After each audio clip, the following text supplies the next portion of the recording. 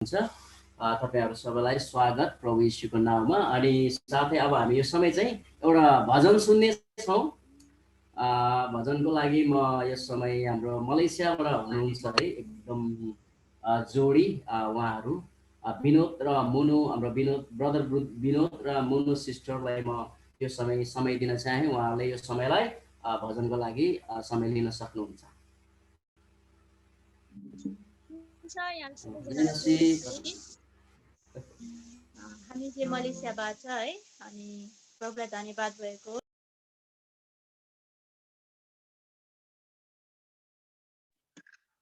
Vinod ji, can you तपाईँले आफ्नो mute unmute गरिदिनुहोस् न।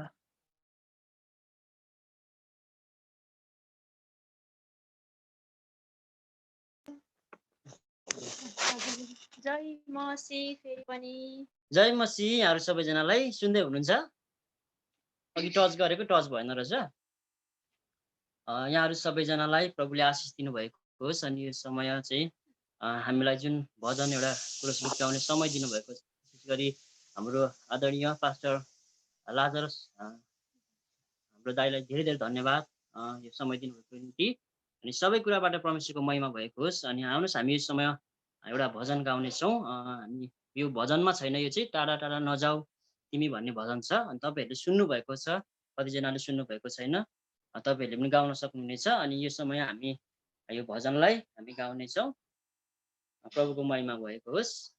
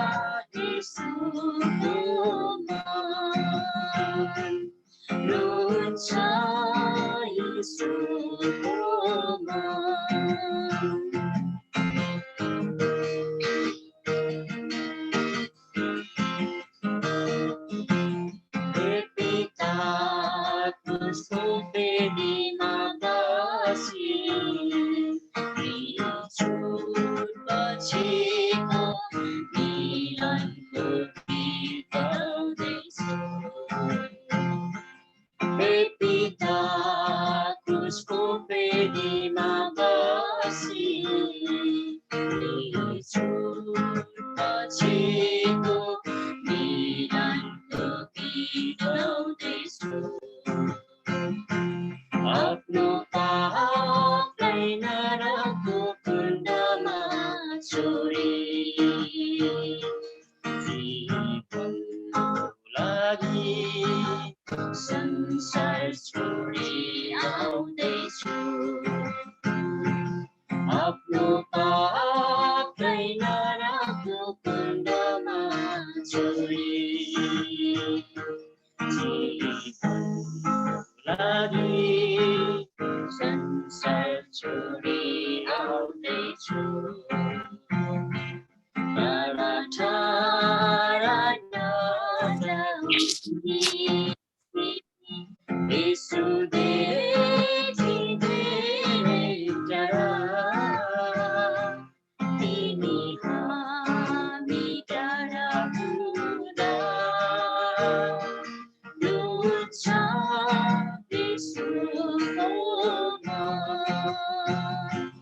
लुच्छ यसोमा लुच्छ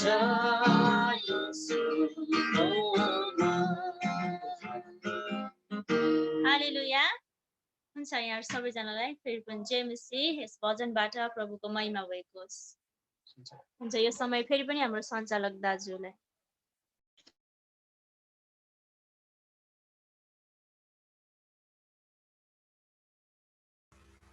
हुन्छ हाम्रो अहिले भक्तले हाम्रो विनोद र मोनु सिस्टरले एकदम असलसँग प्रभुको महिमा गरेर जानुभयो। उहाँहरूको निम्ति पनि हामी ताली बजाउनेछौँ सबैले है। प्रभुको महिमा भएको होस्। हुन्छ अनि अब यो समय चाहिँ विशेष गरी हामी विशेष समयमा हामी सबै आएका छौँ है। यो समय चाहिँ हामी विशेष अब चाहिँ हामीले सिक्ने समयमा आएका छौँ।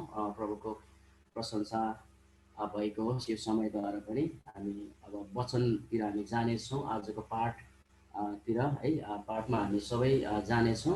अब पाठबाट हिजो हामीले जति सिक्यौँ है, धेरै अब 3 दिनसम्म हामीहरूले सिकेको विषयहरू व्यक्तिगत जीवन, परिवारमा अब सन्तुलित कसरी गर्नुपर्ने कुराहरू हामी सिक्यौँ।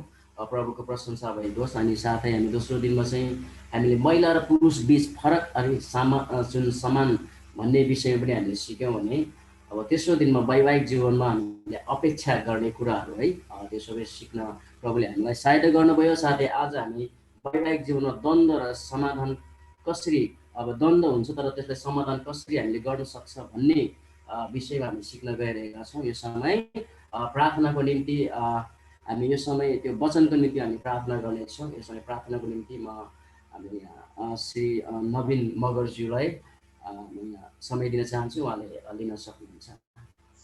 धन्यवाद यो समयको लागि। हामी आजको यो सिकाइको लागि प्रार्थना गर्नेछौँ। हामी सिरियल रहौँ।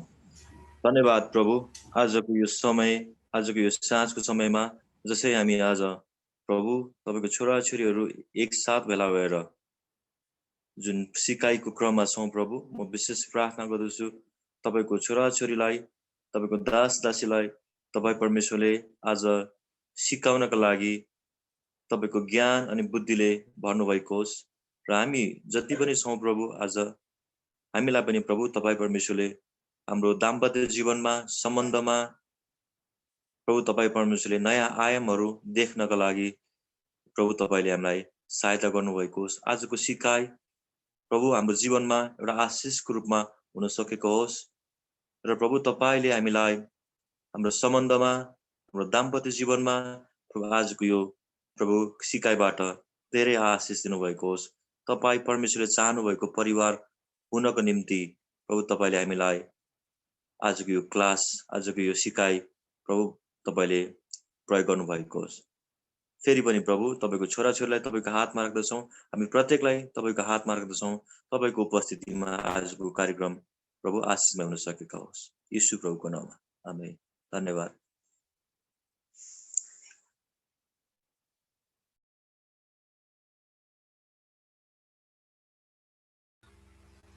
हुन्छ, हाम्रो नवीनज्यूलाई धेरै धन्यवाद वचनको निम्ति अथवा हाम्रो यो क्लासको निम्ति प्रार्थना गरिदिनु भएको लागि। हुन्छ, हामी यो समय चाहिँ हाम्रो फेरि हाम्रो आजको वक्ता हाम्रो पास्टर निरज ज्यू र इन्द्राज्यूलाई हामी यो समय चाहिँ दिन चाहन्छु। हामी सबैजना यो समय उहाँहरूलाई चाहिँ हामी ताली बजाएर यो क्लासमा हामी स्वागत गर्नेछौँ। हामी सबैले आफ्नो स्थानमा ताली बजाएर हामी म्युटमा रहे पनि हामी ताली बजाउनेछौँ अनि स्वागत गर्नेछौँ। सबैजनालाई जय मसीह। जय मसीह। त्यस हामीले सुनिराख्नु भएको छ अनि आशा गर्दछौँ। धेरै धेरै धन्यवाद यो समयको निम्ति अनि विशेष गरी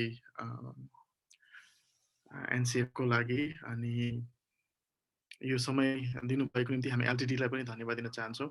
अनि यसरी म्यारिड कपलहरू र सिङ्गलहरू पनि हुनुहुन्छ कि अथवा के कसो छ आजको हाम्रो अडियन्स मलाई एक्ज्याक्टली थाहा पाउन त सकिनँ, तर पनि यङ कपल्स र अब यङ पनि भनौँ अनि कपल्सहरू पनि।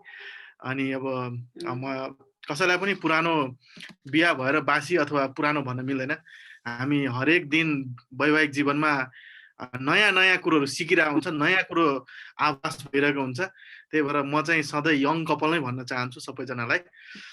त्यही भएर हामी जवान छौँ है, विवाहमा अझै नयाँ कुरोहरू हुँदै जाँदाखेरि जवान नै छौँ। विशेष गरी म धन्यवाद दिन चाहन्छु यो समयको निम्ति फेरि पनि। अनि म परिचय दिन चाहन्छु मेरो श्रीमतीको। मेरो श्रीमती इन्दिरा रम्तेल थापा मगर हुनुहुन्छ। हाम्रो विवाह भएको अहिले 11 वर्ष रनिङमा छौँ। हाम्रो 11 वर्ष रनिङमा छौँ। अनि उहाँ अहिले national mission commission of Nepal एनएमसिएनमा प्रोग्राम म्यानेजरको रूपमा सेवाकाई गर्दै हुनुहुन्छ। अहिले हाम्रो रिसेन्टली अहिले 9 महिनाको हाम्रो छोरी छ, इजाबेला स्तुति थापा मगर भनेर अलि लामै नाम छ। अनि धेरैले भन्छ होइन धेरैलाई नाम राख्नुभयो छोरीको भनेर। अब यो चाहिँ के भन्दाखेरि एउटा आमाको रहरमा एउटा बाउको रहरमा नाम राख्यौँ।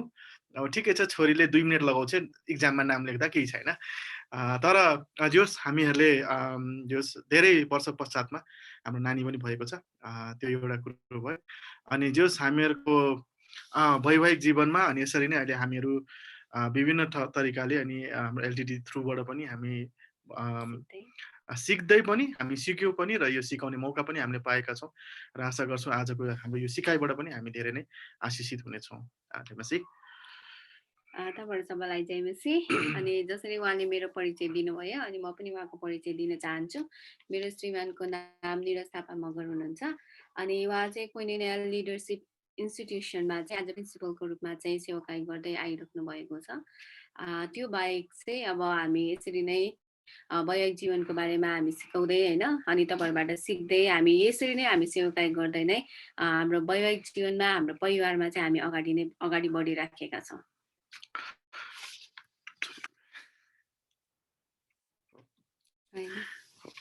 ओके, हुन्छ। धेरै धेरै धन्यवाद यो समय फेरि पनि हुन्छ। म क्षमा माग्न चाहन्छु। अहिले हामीले नानी अब मैले भनिहालेँ 9 महिनाको नानी छ अनि भर्खरै उठी हामीले एकदमै सुताइराखेका थियौँ, उठे। त्यही भएकोले घरिघरि मेरो मिसेस चाहिँ उठेर जानु परेको छ। त्यही भएर म क्षमा याचना माग्न चाहन्छु। अहिले नै कहिलेकाहीँ यस्तो पर्दछ। हुन्छ। म सुरुवात गर्नुभन्दा अगाडि एउटा साधारण प्रश्न, एउटा सिम्पल प्रश्न सोध्न चाहन्छु कि आज हामीहरूसँग सबै विवाहित जोडी मात्र हुनुहुन्छ कि सिङ्गलहरू पनि हुनुहुन्छ?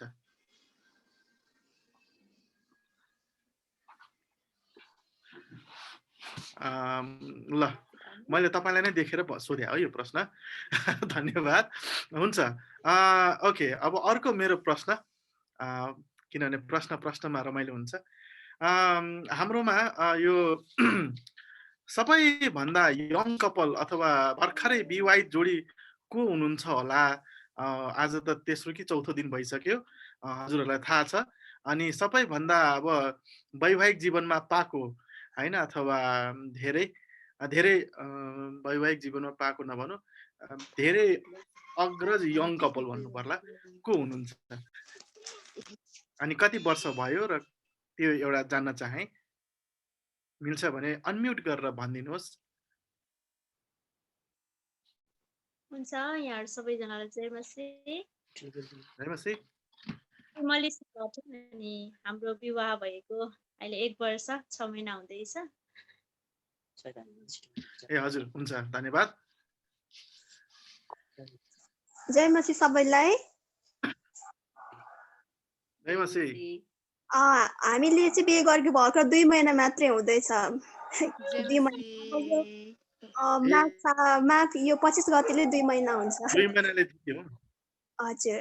ए ल ल धेरै 2 महिनालाई कोही जित्ने हुनुहुन्छ भर्खरै एकदमै यङ कपलमा।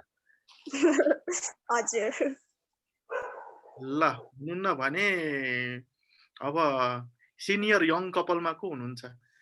कोही हुनुहुन्छ? 10, 15, 20 वर्ष वैवाहिक जीवन अझै प्लसमा हुनु भएको कोही हुनुहुन्छ भने भनिहाल्नुहोस्। मेरो वैवाहिक जीवन चाहिँ 23 वर्ष लाग्यो। लाग्छ अब मङ्सिर कटिसक्यो लागिसक्यो 23 वर्ष। ल 23 अरु कोही हुनुहुन्छ 23 लाई जित्न सक्ने?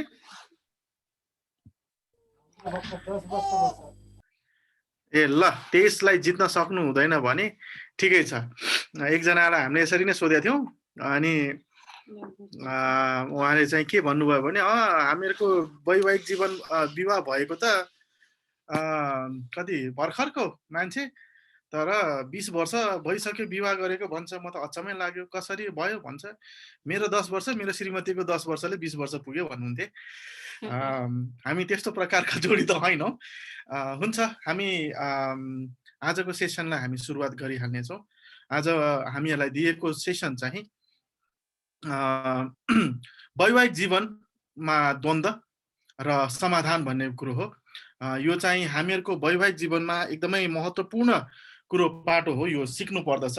हामीहरूलाई लाग्दछ वैवाहिक जीवन भनेको सधैँ हनीमुन पिरियड हैन, मधुमास अथवा के भन्छ शब्दहरू पनि नेपाली साहित्यले धेरै शब्दहरू ल्याएको छ। सधैँ मिलेर बस्छौँ हामी, सधैँ हाँसेर बस्छौँ हैन, प्रेमको वातावरण मात्र हुन्छ भन्ने कुरो कतिचोटि हाम्रो मनमा आउँदछ। तर कतिपटक हामीलेको वैवाहिक जीवनमा अहिले धेरै घटनाक्रमहरू हामीले मण्डलीहरूमा देखिरहेका छौँ हैन। वैवाहिक जीवनहरूमा अप्ठ्यारा कुराहरू आएका र मण्डलीले अहिले आत्मिक जीवन टुटेको कुरोहरू हैन, डिभोर्सका कुरोहरू धेरै कुरोहरू आएको छ। त्यही भएर हामीहरूले पनि हाम्रो वैवाहिक जीवनमा द्वन्द आएको छ भने कस्तो हुनुपर्ने र समाधानका कुरोहरूलाई हामीले हेर्नु अति नै आवश्यक छ। त्यही भएर यहाँ चित्रदेखि नै म सुरु गर्न चाहन्छु। एकदमै मैले खोजखाज गरेर खतरनाक चित्र राखेको छु। एकदम यहाँ है दुईजना एउटै ढुङ्गामा बसेर दुईतिर ख्याउँदै गरेका छन्। आजको हाम्रो यस पाठको उद्देश्य चाहिँ यस प्रकार छ। हामी चाहन्छौँ हाम्रो सहभागीहरूले वैवाहिक जीवनमा द्वन्द्वका मूल कारक र कारणहरू पहिचान गर्न सक्षम हुनुहुनेछ। हाम्रो जीवनमा वैवाहिक जीवनमा किन द्वन्द्व आउँछ, त्यसको मूल कारणहरू र कारक तत्त्वहरू के हुन सक्दो रहेछ भन्ने कुरो हामी पहिचान गर्न चाहँदछौँ।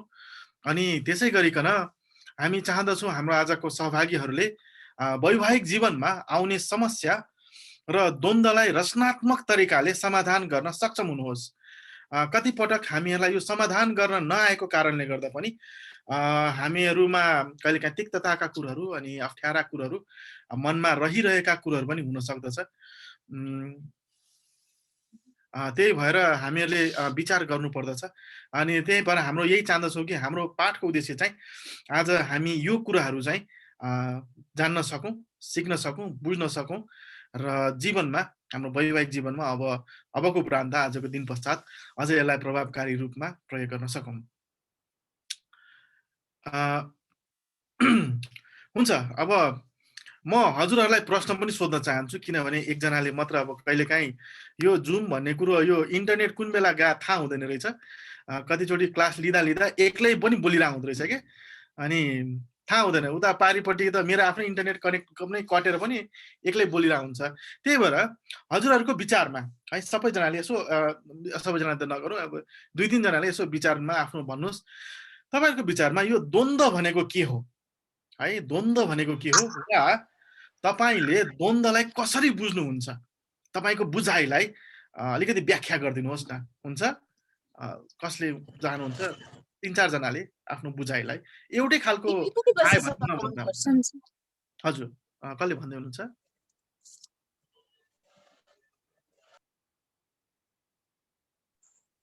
हजुरहरूको विचारमा द्वन्द्व भनेको के हो अथवा तपाईले द्वन्द्वलाई कसरी बुझ्नुहुन्छ?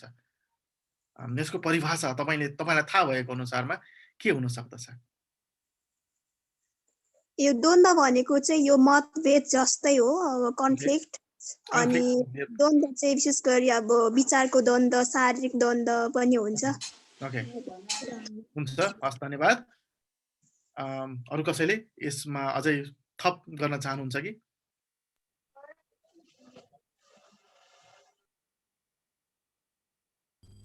यो द्वन्द्व भन्नाले चाहिँ के बुझिन्छ भन्दाखेरिमा धेरैपल्ट चाहिँ अब वैवाहिक जीवनमा चाहिँ एकअर्काको कुरालाई चाहिँ अलिकता नबुझिदिँदा अनि उहाँको काममा सहायताहरू नपुर्याइदिँदा कतिपल्ट अनि एक आपसमा चाहिँ आफ्नो कुराहरू चाहिँ कम्युनिकेसन नहुँदाखेरि पनि त्यतिखेर पनि असमझदारीका कुराहरू पनि हैन? हजुर, हस्, धन्यवाद। ल अब अन्तिम एकजना कोही हुनुहुन्छ, लाइक तपाईको विचारमा अथवा बुझाइमा द्वन्द्व भनेको के हो? जय मसी।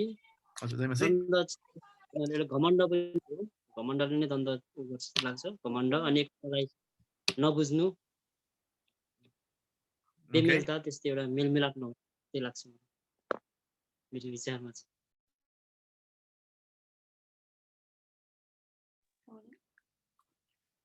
हस्, हजुर, हस्, धेरै धेरै धन्यवाद।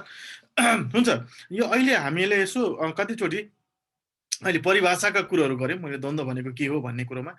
तर द्वन्द्व भनेको कुरोहरू साथसाथै कतिचोटि कारणहरू पनि आइरहेछन् हैन? यो कारणले गर्दा द्वन्द्वको सिर्जना हुन्छ भन्ने कुरोहरूमा हामी आएका छौँ। हुन्छ, हामीहरूले खोज गर्दाखेरि द्वन्द्वको चाहिँ हामीले परिभाषा यस प्रकारले पाएका छौँ। द्वन्द्व भनेको साधारण रूपमा भन्यो भने झगडा हो हैन, सङ्घर्ष हो। अनि एकदमै नेपाली शब्दमा भन्यो भने खटपट हो हैन? एकदम बुढाबुढी खटपट पर्यो भने द्वन्द्व पर्यो, लज्जा हैन? अनि यो हो, अथवा यो एक प्रकारको गम्भीर असहमति वा तर्कका कुरोहरू हो हैन? यो चाहिँ मेरो असहमति छ यस कुरोमा, द्वन्द्व त्यो हो। त्यसै गरी अथवा यो दुई वा बढी विचारहरू आउनु अथवा सिद्धान्तहरू वा चासोहरू बीचमा गम्भीर बेमेल र नमिल्दोपन हुनु चाहिँ यो द्वन्द्व हो हैन? यहाँ हामीहरूले परिभाषा चाहिँ यो प्रकारले हामी देख्दछौँ। द्वन्द्व भनेको यी कुराहरू हुन् हैन? हामीलाई साधारणतया व्याख्या गरिँदाखेरि यो तरिकाले हामीले द्वन्द्वलाई व्याख्या गर्दछौँ। त्यसै गरिकन अब प्रश्न चाहिँ यहाँ छ, अब यो चाहिँ एकदमै चुनौती प्रश्न हो। अब हाम्रो वैवाहिक जीवनमा द्वन्द्व हुन्छ कि हुँदैन है? अब यो हाम्रो वैवाहिक जीवनमा द्वन्द्व हुन्छ कि हुँदैन भन्ने कुरोमा अब साहसी मान्छेले चाहिँ उत्तर दिनुहोस् हैन? हुन्छ भनौँला र फेरि बेलुका द्वन्द्व सुरु होला हैन? हैन, अब ठिकै छ, नत्र भने केही छैन, मनमनै उत्तर दिन चाहनुहुन्छ भने दिँदा चाहिँ हुन्छ। तर मेरो प्रश्न चाहिँ हाम्रो वैवाहिक जीवनमा साँच्चीकै द्वन्द्व चाहिँ हुन्छ कि हुँदैन? अझ तपाईले भन्न चाहनुहुन्छ भने खुलेर भन्दा पनि हुन्छ हैन? अब मै सुरु गरिदिन्छु तपाईलाई सहज गर्नलाई। हो, हुन्छ कहिलेकाहीँ हैन? कहिलेकाहीँ हुन्छ। तपाईहरुको विचारमा के छ? मेरो विचारमा लाग्छ सर, कहिलेकाहीँ यस्तो द्वन्द्व चाहिँ भइरहन्छ वैवाहिक जीवनमा।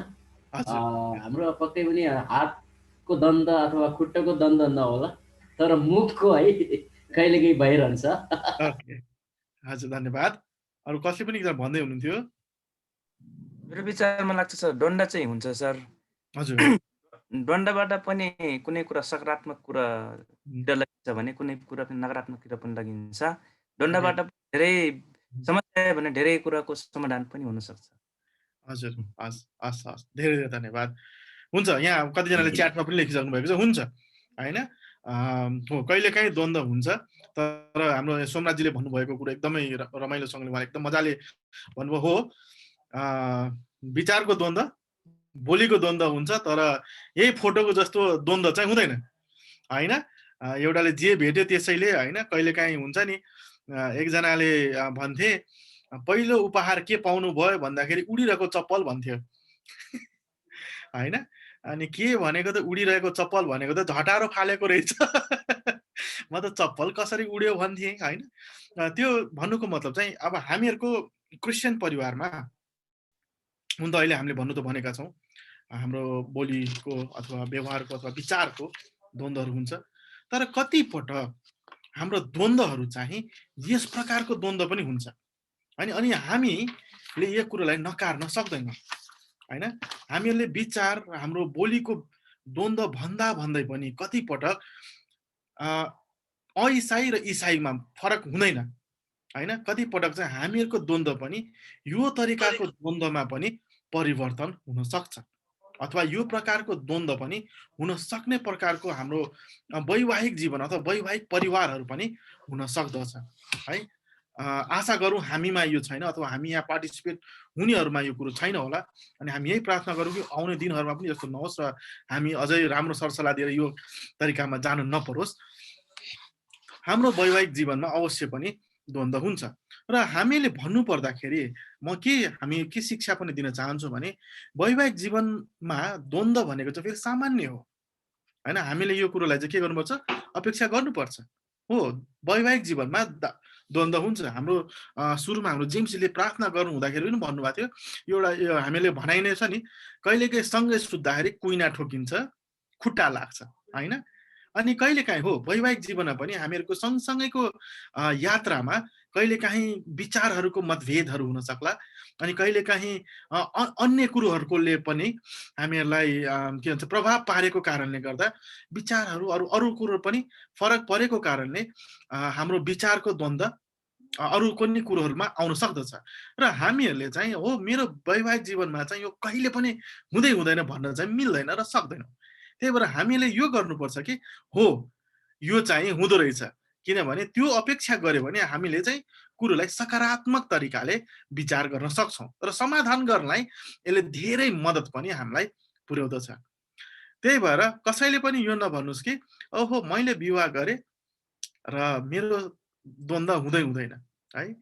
हाम्रो विवाह 1 वर्षको लभ परेपछि भयो होइन। हामीले यस्तै उहाँकै तालिम केन्द्रमा म तालिम दिन जाँदै लभ पर्यो, अनि त्यसै गरी लभ परेर बिहा पनि भयो।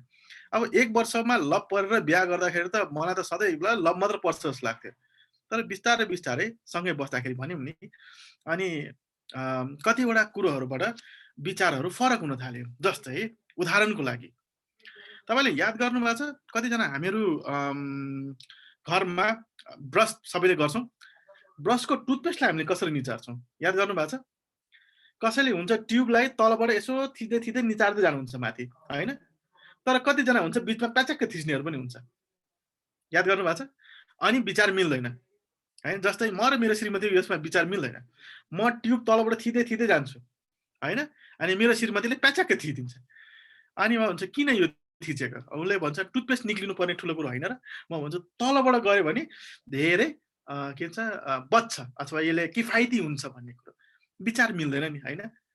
मेरो श्रीमतीको बानी के छ, उसले चाहिँ लुगा पट्याएर मिलाएर राख्ने बानी। म कोठामा आइसकेपछि मोजा उत्तरमा जान्छ, अर्को खुट्टाको मोजा दक्षिणमा उडिरहेको हुन्छ होइन। भनेपछि हामीहरूको त्यसमा पनि विचार नमिल्न सक्छ नि। अनि यी कुराहरूले कहिलेकाहीँ विचार नमिल्ने भनेको यो हो होइन। त्यही भएर कहिलेकाहीँ सानो तिनो कुरोहरूले मनमुटाव हुन्छ, तर त्यसलाई नै समाधान गर्न सक्यो भने त्यसले चाहिँ द्वन्द्वमा रूपान्तरित हुन सक्दछ हुन्छ। त्यही भएर हामीले चाहिँ हाम्रो वैवाहिक जीवनमा द्वन्द्वको अपेक्षा गर्नुपर्दछ। अहिले भर्खर हाम्रो 2 महिना मात्र विवाहित कपललाई पनि यो हाम्रो सरसल्लाह हुन त अनुभव त गर्न थालिसक्नु भयो होला र आउने दिनमा अझ धेरै अनुभव पनि हुन्छ। यो रमाइलो पक्ष हो है त। सबै विवाहमा द्वन्द्व सामान्य हो है, सबै विवाहमा द्वन्द्व सामान्य हो, तर यो द्वन्द्व चाहिँ स्वस्थकर द्वन्द्व पनि हुन सक्दछ है। द्वन्द्व स्वस्थकर द्वन्द्व पनि हुन सक्दछ, अथवा यस प्रकारको द्वन्द्वले वैवाहिक जीवनलाई बलियो बनाउन सहायता पनि गर्न सक्दछ है। अब हामीले चाहिँ यो कुरोलाई चाहिँ विचार गर्नु पर्यो है। सबै द्वन्द्व अब द्वन्द्व सामान्य हो, द्वन्द्व हुन्छ नै। हजुरहरू मध्ये कसैले भजन सङ्ग्रह 141 को 5 पद पढिदिनुहोस् न। भजन सङ्ग्रह 141 को 5 पद।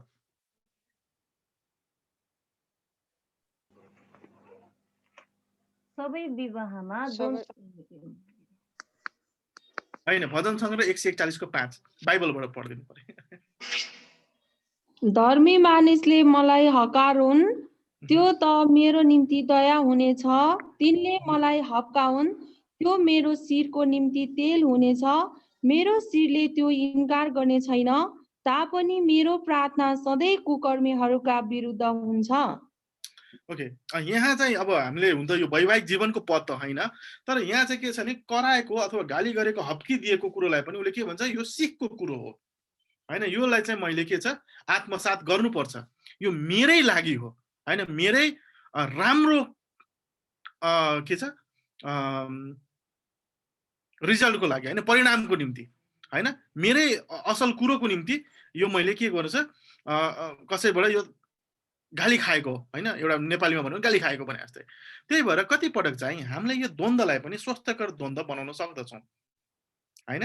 किनभने हामीले चाहिँ के छ अझै हाम्रो वैवाहिक जीवनलाई पनि कति पटक यसले बलियो बनाउन सक्दछ होइन। त्यही भएर हामीले द्वन्द्वलाई चाहिँ एउटा सामान्य र स्वस्थकर द्वन्द्व कसरी बनाउन सक्छौँ अथवा बन्न सक्छ भन्ने कुरोलाई चाहिँ हामीले ध्यान दिनु पर्दछ।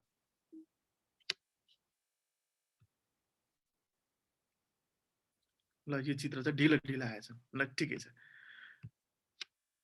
द्वन्द्वले कति पटक होइन, द्वन्द्वले कति पटक चाहिँ के गर्छ, एकतामा र प्रेममा अझ बलियो पनि बनाउँदछ। याद गर्नु भएको छ, हामी झगडा गर्छौँ तर त्यसपछि यस्तो मन पर्छ ओहो है, बुढाबुढी एकछिनमा क्षमा याचना गरेर नजिक आइसकेपछि त फेरि सुरुमै आई लभ यु भने बेलामा पुग्छन् होइन। हामीहरू फेरि त्यो प्रेमलाई हामीले अनुभव गर्न सक्छौँ होइन, यदि त्यो चाहिँ राम्रोसँगले समाधान भएको छ भने होइन। कतिजना त के हुन्छ नि उत्तर दक्षिणै भएर पनि बस्छन् होइन, जति झगडा गरे त्यति उत्तर दक्षिण हुन्छ नि, त्यति नै के छ सीमा पनि लामो लामो फराकिलो पनि हुँदै जान्छ होइन। तर द्वन्द्वले कति पटक चाहिँ हामीलाई के गरेको छ, एकतामा र प्रेममा अझ बलियो पनि बनाउँदछ। जब हामी बस्छौँ होइन, हामीले गरेका गलत कुराहरूलाई होइन, हामीले चित्त दुखाएका कुराहरूलाई जब हामी क्षमा याचना गर्दछौँ होइन, एक आपसमा मनमुटाव भएका कुरालाई हामी के गर्छौँ मिलापमा आउँदछौँ, कति सम्बन्ध अझ प्रगाढ बनाउँदछ है। त्यही भएर द्वन्द्वले कति पटक एकतामा र प्रेममा पनि ल्याउँदछ, अझ बलियो पनि बनाउँदछ। तर फेरि यो भन्नुको मतलब चाहिँ यो होइन कि हाम्रो वैवाहिक जीवनलाई अझ प्रेमिलो र अझै बलियो बनाउनको निम्ति सधैँ लड्नु पर्छ चाहिँ फेरि भन्न खोजेको होइन होइन। ल बिहान एकचोटि र बेलुका एकचोटि औषधि खाए जस्तो लड्नु भनेको छ होइन। तर यो भने कति पटक यसले चाहिँ हामीलाई सकारात्मक रूपमा पनि हामीलाई यसबाट हामी सिक्न र बुझ्न पनि हामी सक्छौँ। द्वन्द्वमा आन्तरिक गहिरो मनका भावनाहरू प्रस्फुटित हुने भएको हुनाले द्वन्द्वलाई केही सकारात्मक रूपमा पनि हेर्न सकिन्छ है। किनभने जब मलाई अहिले पनि याद छ, मेरो सबैभन्दा पहिलोचोटि अहिले पनि याद छ त्यो कुरो, म फ्रेस लाग्छ अहिले पनि, मैले मेरो श्रीमतीलाई यो हुन्छ नि हामी बिहा भएको सायद मेरो विचारमा 1-2 महिना जस्तो मात्र भयो होला। अनि उनले चाहिँ के गरेर आई भने ऊ बजार गएको थियो, अनि उनले एकदमै यो नेल पलिस, यो नेल यो के अरे नङमा लाउने नेल पलिसमा त्यो बुट्टा बुट्टा कोर्ने हुन्छ नि हो त्यस्तो लगाएर आई। तर कस्तो हुन्छ नेल पलिस चाहिँ होइन, तर स्टिकर टाल्ने हुन्छ नि, स्टिकर टालेर आयो। अनि अब उसको मनमा चाहिँ के थियो भने ओहो म मेरो श्रीमानलाई देखाउँछु, मेरो श्रीमानले यसलाई कति होइन, ऊ त के छ मेरो श्रीमानको निम्ति राम्री बनेर आएको हो नि त। तर कुरो उल्टो पर्यो, मलाई फेरि स्टिकर त्यस्तो चाहिँ मनै पर्दैन, टालेको हुन्छ नि होइन। फ्यासन गर्नु राम्रो लाग्छ, तर मेरो विचारमा चाहिँ मेरो भनाइ चाहिँ बरु मनै पर्छ भने बरु नेल पलिसकै गर्नु नि, त्यो धेरै लामो समय पनि बस्छ। किन त्यो स्टिकर टाल्नु, आज टाल्छ भोलि सुत्दाखेरि कहाँ निधारमा कहाँ कहाँ टालेर बसिरहेको हुन्छ होइन, त्यो नङको नेल पलिस कहाँ कहाँ टाँसिन्छ स्टिकरहरू त थाहा हुँदैन। अनि मैले त्यो आउने बित्तिकै बडो हकारेर भने यस्तो पनि गर्छ भनेर कराएँ है। अनि ऊ बिचरा चित्त दुखाएर चट्ट गएर बाथरुममा गएर सबै नङको त्यो स्टिकर उकाएर आई। अनि त्यो आइसकेपछि अनि अब मलाई त एकदमै नराम्रो पनि लाग्यो अब होइन म भर्खर बिहा गरेँ भने बुढी सुरुमै गाली गरे जस्तो भयो, उसले त राम्रै सोचेको हो। अनि त्यसपछि फेरि हाम्रो क्षमा याचना भयो नि। मैले भने होइन बरु गर्नै छ भने बरु यो तरिकाले गर, मलाई त्यो चाहिँ मनपर्छ भने। अनि उसले त्यसपछि त ओहो दङ्ग परेर होइन चट्ट गयो, मैले नै बरु खर्च पनि दिएँ, उसले गरेर राम्रो बनेर आयो। अनि उसले के गर्यो अझै राम्रोसँगले आयो। तर त्यो अहिले पनि मलाई याद छ होइन, किनभने त्यो कुरो गर्दाखेरि म अहिले पनि इमोसनल हुन्छु है। मैले मेरो श्रीमतीलाई सुरुमा मैले यो भनेको थिएँ भन्छ नि, म कहिले काहीँ जिस्काउँछु भने याद छ स्टिकरको घटना भन्छु होइन। अनि कहिलेकाहीँ यो कुरोले हामीलाई अझै प्रेममा अझै अगाडि बढाउँछ। अनि उनले पनि भन्छ हो तपाईँलाई यो कुरो मन पर्दैन रहेछ थियो, मैले नबुझेको रहेछ। मैले भन्नु खोजेको कुरो चाहिँ कति पटक चाहिँ यस्ता कुरोहरूले हाम्रो मनको भावनालाई प्रस्फुटित गर्दछ, अझै नजिक बनाउनलाई यसले मद्दत गर्दछ। हितोपदेश 27 अध्यायको 6 पद एकचोटि पढ्दिनु कसैले? हुन्छ, म पढिदिने छु। हितोपदेश 6:27 मित्रबाट पाएको चोट पत्यार गर्न सकिने हुन्छ, तर शत्रुको चुम्बन भने प्रचुर हुन्छन्। है मित्रबाट आएको चोटलाई के हुनेछ रे?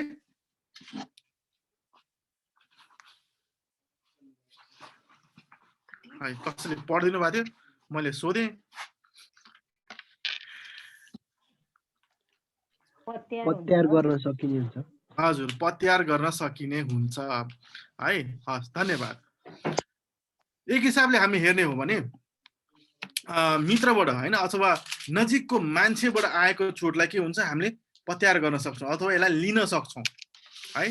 तर के छ, शत्रुबाट आएको चुम्बन पनि के हुन्छ, तिक्तताको कुरो हुन्छ, त्यो राम्रो हुँदैन है। त्यही भएर अब हामीहरूले चाहिँ यसलाई यदि द्वन्द्वलाई सकारात्मक रूपमा हामी हेर्न सक्छौँ भने अझै भावनात्मक रूपमा हामी बलियो बन्न सक्छौँ। याद गर्नुपर्ने कुरो यहाँ छ, द्वन्द्वको अन्तिम परिणाम द्वन्द्वमा जित हासिल गर्नुभन्दा पनि एकअर्काको भावनालाई अझ राम्रोसँगले बुझ्नु हो।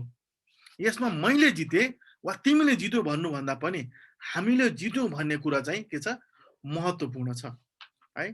यो भनेको के हो, ल मैले बुढीसँग झगडा गरेँ, मैले त जितेँ, ल आज त मैले त एकदम बहादुर भएँ, मैले जितेँ भन्ने कुरो होइन।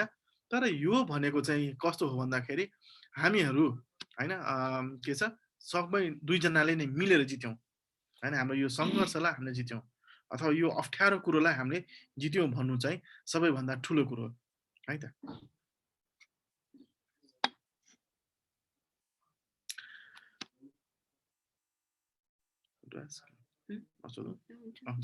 हुन्छ, अब फेरि हजुरहरूलाई नै प्रश्न सोध्न चाहन्छु। हजुरको विचारमा द्वन्द्वको कारणहरू के हुनु होला अथवा के हुन सक्छन्? हजुरहरूले यसो तपाईहरुलाई विचार लागेका कुरोहरू चाहिँ बाँड्नुहोस् न।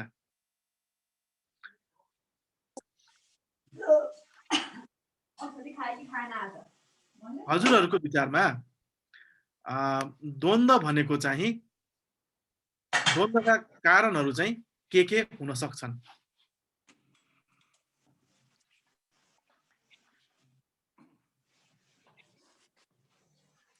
हुन्छ, हजुरहरूले अनम्युट गरेर सक्नुहुन्छ। हजुर, द्वन्द्वको कारणहरू चाहिँ विशेष गरी जस्तै सोच विचारहरू नमिल्नाले नै एउटा द्वन्द्व सिर्जना हुन्छ हैन। अनि त्यसपछि अर्को कुरा चाहिँ अब विश्वास हुन्छ नि, अब अविश्वासको कुराहरूले, विश्वासघातको कुराहरूले, त्यस्तो कारणहरूले चाहिँ अलिकति द्वन्द्वहरू सिर्जना हुन्छ जस्तो लाग्छ मलाई चाहिँ। कारणहरू चाहिँ अब त्यही हो, सोच विचार नमिल्नाले नै हो। हुन्छ जयन्ती। द्वन्द्वको कारण नमिल्नुको कारण भनेको परिवारलाई बुझ्नुपर्छ। यो द्वन्द्व भनेको सिर्जना हुने भनेको परिवार घरबाट नै सुरु हुन्छ के यस्तो कुराहरू चाहिँ। यो कुरा हजुरले पनि बुझ्नु भएको होला। हजुर, धन्यवाद। अरु द्वन्द्वको कारण चाहिँ एउटा यो पनि हो, एकअर्कामा अब विश्वास नगरेको कारण पनि हुन सक्छ। एकअर्कामा है, परिवारमा एकअर्कामा विश्वास नगरेको कारण, प्लस त्यही हो अघि नै हाम्रो सिस्टरले पनि भन्नुभयो, विचारहरू नमिलेको कारण पनि हाम्रो जीवनमा द्वन्द्व सिर्जनात्मक हुन सक्छ।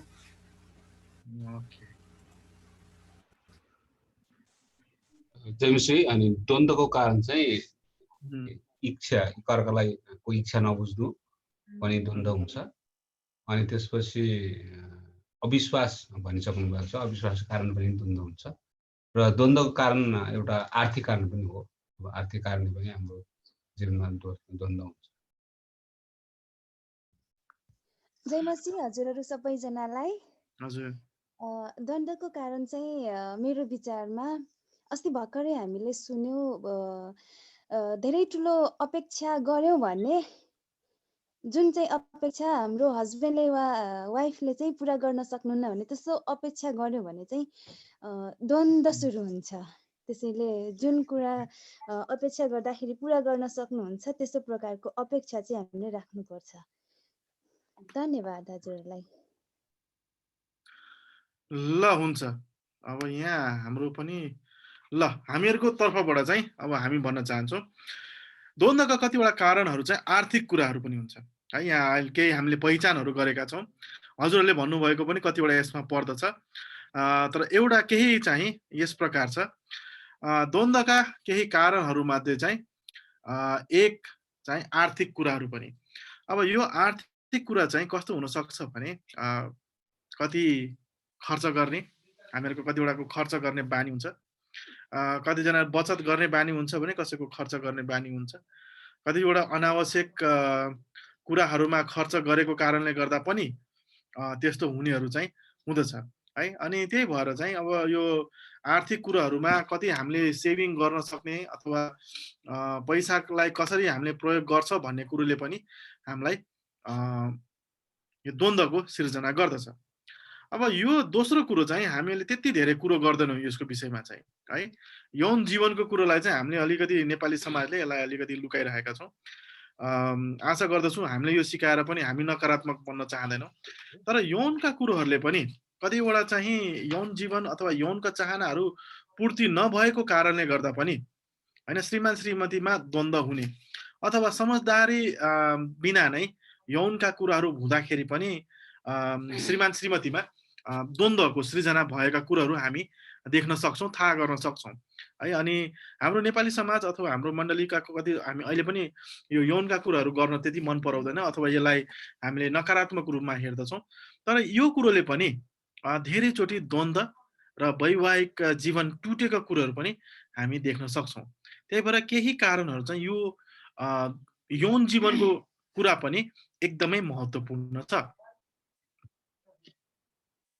हुन्छ। अर्को कारण रहेको छ सञ्चारको कमीको कारणले गर्दाखेरि पनि हाम्रो वैवाहिक जीवनमा चाहिँ झगडा हुने होइन अनि मतभेद हुने कुराहरू चाहिँ भइरहेको हुन्छ। कतिपल्ट हामीले अघि न यहाँनिर एकजना बहिनीले भन्नुभयो एकअर्काको अपेक्षाहरू नबुझ्दाखेरि होइन, एकअर्काले चाहेको कुराहरू नबुझ्दाखेरि अनि एकअर्काको कुराहरू राम्रोसँग नसुन्दाखेरि कतिपल्ट हामीले राम्रोसँग एकअर्कासँग कम्युनिकेसन नगर्दाखेरि अनि हामीले एकअर्काको कुराहरू हामी बुझ्न सक्दैनौँ। अनि त्यसको कारणले गर्दाखेरि पनि हाम्रो बिचमा चाहिँ के भइरहेको हुन्छ, एउटा श्रीमान र श्रीमतीको बिचमा चाहिँ द्वन्द्वहरू भइरहेको हुन्छ है। कतिपल्ट हामीले राम्रोसँग कम्युनिकेसन नगर्दाखेरि अब कतिपल्ट चाहिँ अब कस्तो हुन्छ भने अब वैवाहिक जीवनमा जाँदाखेरि कतिपल्ट श्रीमानहरू यो कुरामा कमजोरी हुन्छ भने कसैको चाहिँ श्रीमतीहरू सञ्चारको कुरामा चाहिँ कमजोरी हुनसक्छ। अनि त्यस्तो अवस्थामा चाहिँ हामीले भन्नुपर्ने कुराहरू चाहिँ हामीले राम्रोसँग नभन्दाखेरि हामीले त्यसलाई गलत तरिकाले पनि हामीले बुझिराखेका हुन्छौँ। अनि यसको कारणले गर्दाखेरि पनि हाम्रो वैवाहिक जीवनमा चाहिँ के भइरहेको हुन्छ, द्वन्द्व भइरहेको हुन्छ है। अनि कतिजनाको चाहिँ धेरै बोल्ने बानी हुन्छ, कतिजनाको कम बोल्ने बानी हुन्छ, कतिजनाको धेरै सुन्ने बानी हुन्छ, कतिजनाको सुन्दै नचाहने बानी हुन्छ होइन। त्यसले गर्दाखेरि पनि हाम्रो बिचमा चाहिँ एउटा श्रीमान श्रीमतीको बिचमा चाहिँ सञ्चारको कमी भइरहेको हुन्छ। यसले गर्दाखेरि चाहिँ हामीले एकअर्कालाई के गर्न सक्दैनौँ, राम्रोसँग हामीले बुझ्न सक्दैनौँ, उहाँहरूको कुराहरू हामीले राम्रोसँग सुन्न सक्दैनौँ, एकअर्काको मनको कुराहरू हामीले खोलेर हामीले भन्न सक्दैनौँ। अनि यो कारणले गर्दाखेरि पनि हाम्रो वैवाहिक जीवनमा चाहिँ मतभेदका कुराहरू चाहिँ आउने गर्दछ। हुन्छ। अब यो एउटा चाहिँ अर्को यो कार्य व्यस्तता अघि नै पनि आयो, घराइसी काममा असहयोगको कुरोहरू हामीले द्वन्द्वको परिभाषामा पनि कतिचोटि यो कुरोहरू पनि आएका कुरोहरू थिए। कतिपटक हामी आफ्नो आफ्नै काममा धेरै व्यस्त रहने अनि घरैसी काममा असहयोगका कारणले गर्दा पनि कतिचोटि द्वन्द्व आउने कुरोहरू हुन्छ। कतिचोटि हाम्रो नेपाली समाजमा अहिले पनि दिदीबहिनीहरूले नै धेरै काम गर्नुहुन्छ। यद्यपि आज चाहिँ हामीले एकदमै यो जुम अन हुने बित्तिकै एकदमै लाजरशीलले कुखुरा बनाउने कुरोको हामीले एकदम प्रशंसा पाएको थियौँ। हो यो हुनुपर्छ होइन, हामीहरू पनि यो तरिकाले एक आपसमा सहयोग गर्नुपर्ने कुराहरू होइन हुनुपर्छ। किनभने यसले चाहिँ के गर्छ, परिवारमा एक आपसमा त्यतिकै बाँडफाँड कामलाई बाँडिँदाखेरि दुईजना नै उत्तिकै सँगसँगै अझै अगाडि बढ्ने कुरोहरू हुन्छ। र कतिपटक चाहिँ कस्तो हुन्छ भने श्रीमतीहरू एकदमै दिनभरि पनि थाक्ने, बिहान बेलुका पनि थाक्नु पर्ने हुँदाखेरि कतिपटक राम्रो सम्बन्ध अथवा राम्रो सञ्चारहरू हुन सक्दैन। थाकिरहेको बेलामा हामीहरूलाई पनि कसैले केही भन्न आयो भने रिस उठ्छ होइन। अनि त्यस्तो कारणले गर्दा पनि कतिपटक द्वन्द्व हुने हुन्छ। त्यही भएर घरैसी काममा असहयोग भएको कारणले गर्दा होइन, श्रीमान सधैँ टिभी हेरेर बस्ने अनि श्रीमती चाहिँ सधैँ काम गर्नुपर्ने, अथवा श्रीमती नै टिभी हेरेर राख्नुपर्ने, श्रीमान चाहिँ दिनभरि काम पनि गर्नुपर्ने, घरमा पनि काम गर्नुपर्ने होइन। त्यस्तो हुँदाखेरि ब्यालेन्स नभएको कारणले गर्दा होइन कतिपटक द्वन्द्व सृजना हुने कुरो हुन्छ। अनि कार्यव्यस्तता भन्नुको मतलब चाहिँ फेरि हामीहरू पनि होइन कतिवटा कुरोहरू धेरै कार्यव्यस्तता मात्र होइन, आजभोलि त फेसबुक व्यस्तता यो पनि भन्नुपर्ने छ। फेसबुक व्यस्तता, पब्जी व्यस्तता होइन, केमा व्यस्तता, टिकटक व्यस्तता भन्नु पर्ला जस्तो छ। अनि यी कुरोहरूले पनि कतिपटक हामीहरूको सम्बन्धलाई चाहिँ अप्ठ्यारो बनाइरहेको हुन्छ अनि द्वन्द्वको सृजना हुँदछ। हुन्छ, कतिपल्ट यो कार्य व्यस्ततामा चाहिँ अलिकता म एड गर्न चाहन्छु। कतिपल्ट हामीले आफ्नो परिवारलाई भन्दा पनि आफ्नो कामलाई चाहिँ धेरै प्रायोरिटी दियो भने अथवा प्राथमिकतामा आफ्नो कामलाई राखेर आफ्नो परिवारलाई चाहिँ तल्लो स्तरमा हामीले राख्यो भने पनि हाम्रो परिवारमा चाहिँ राम्रो सम्बन्ध नहुन सक्छ। कतिपल्ट हामी अफिसको काम, मेरो सेवकाई भनेर हामी हिँडिराखेका हुन्छौँ, तर आफ्नो परिवारको कुराहरू चाहिँ सुनेका हुँदैनौँ। आफ्नो परिवारमा चाहिँ हामीले समय नदिइराखेका हुन्छौँ। अनि त्यस्तो अवस्थामा पनि श्रीमान श्रीमतीको बिचमा चाहिँ नि हामीले मतभेदको कुराहरू होइन, एकअर्कामा कुराहरू नमिल्ने, किनभने हामीले एकअर्कालाई समय नै दिएका हुँदैनौँ भने हामी कसरी एकअर्काको कुराहरू सुन्न सक्छौँ, कसरी एकअर्कालाई हामी सहायता गर्न सक्छौँ, यो कुरा पनि हामीले बुझ्नुपर्ने हुन्छ। त्यही भएर कतिपल्ट हामीले चाहिँ कार्य व्यस्ततामा हामी कति लागेका छौँ अथवा मैले चाहिँ मेरो परिवारलाई कति सहायता गरेको छु, मेरो परिवार मेरो प्राथमिकतामा छ कि छैन भनेर चाहिँ हामीले चाहिँ हेर्नुपर्ने हुन्छ है। यस्तो काम अब कतिपल्ट हामी काममा धेरै व्यस्त हुँदाखेरि घरमा आयो, श्रीमतीलाई सघाउन पनि पाउँदैन, नानीहरू पनि हेर्न पाउँदैन होइन। यसले गर्दाखेरि असहयोगको भावना चाहिँ सृजना हुन्छ। अनि कतिपल्ट हाम्रो मनमा चाहिँ कस्तो हुन्छ भने मेरो श्रीमानले काम सघाउनु हुन्न, मेरो श्रीमतीले मलाई घरमा काम सघाउँदैन भन्ने त्यस्तो खालको भावनाहरू सृजना भएपछि एकअर्कामा हुनुपर्ने प्रेम चाहिँ नि सेलाउँदै गएको पनि हामी पाउन सक्दछौँ। अनि यसले गर्दाखेरि अझ मतभेदको कुराहरू पनि आउन सक्दछ। हुन्छ, यो चाहिँ साथीभाइहरूसँग धेरै समय व्यतीत गर्ने, खराब सङ्गत, नराम्रा बानीहरू, कुलत र अश्लील शब्दहरूको प्रयोगहरू, यो कुरोले पनि वैवाहिक जीवनलाई द्वन्द्व ल्याएको हुन्छ। म भन्न चाहन्छु यो चाहिँ साथीभाइहरूसँग धेरै समय व्यतीत गर्ने चाहिँ यो दाजुभाइहरू हामीहरू हुन्छ होइन। श्रीमतीहरू भन्दा पनि दाजुभाइहरू नै धेरै साथीभाइसँग अनि बाहिर जाने, समय व्यतीत गर्ने, उहाँले भन्नुभएको जस्तै कार्यव्यस्तता, आफ्नो परिवारलाई समय नदिने होइन, अनि खराब सङ्गतहरू अनि कुलतका कुरोहरू होइन, नराम्रा बानीका कुरोहरूले अनि अश्लील शब्द प्रयोग गर्ने होइन, गाली गलौजका कुराहरू, अनि यस्ता व्यवहारले अथवा यस्ता कुरोहरूले पनि वैवाहिक जीवनमा द्वन्द्व सृजना गर्दछ अनि परिवारहरू टुटाउने काम यसले पनि गर्दछ। अनि अर्को रहेको छ अपेक्षाहरू है। अघि नै पनि हाम्रो एकजना यहाँ पार्टिसिपेन्टले भन्नुभयो एकअर्काको अपेक्षाहरू अथवा इच्छाहरू नबुझ्दाखेरि पनि परिवारमा द्वन्द्व सृजना हुन्छ भनेर है। अनि कतिपल्ट हामीमा चाहिँ नि अब श्रीमान श्रीमतीमा धेरै कुराको इच्छाहरू हुन्छ, अथवा मेरो श्रीमानले मेरो यो कुरा बुझिदियोस् अथवा मेरो श्रीमतीले मेरो यो कुरा बुझिदियोस्, यो मैले चाहेको जस्तो मेरो श्रीमानले गरिदिनु भएको होस् अथवा मेरो श्रीमतीले गरिदिनु भएको होस् भन्ने त्यो अपेक्षाहरू चाहिँ एकअर्कामा उहाँहरूले राखिरहनु भएको हुन्छ है। अनि यो अपेक्षाहरू चाहिँ एकअर्काको नबुझिदिँदाखेरि, हामीले उहाँहरूको इच्छाहरू नबुझिदिँदाखेरि हामीले उहाँहरूले चाहेको जस्तो व्यवहार चाहिँ हामी गर्न सकिराखेका हुँदैनौँ। अनि यो कारणले गर्दाखेरि पनि के हुन्छ, श्रीमान र श्रीमतीको बिचमा चाहिँ मतभेदको कुराहरू चाहिँ आउन सक्दछ। उदाहरणको लागि कतिपल्ट अब मैले अपेक्षा गरेको हुन्छु मेरो श्रीमान घरमा आएर मलाई सहायता गर्नुभएको होस् भनेर, होइन। कतिपल्ट उहाँले चाहिँ अब होइन म काममा नै जान्छु, म काममा व्यस्त नै हुन्छु भनेर उहाँ घरमा ढिला आउनु भयो भने मैले अपेक्षा गरेको कुरा त पुरा भएन नि त।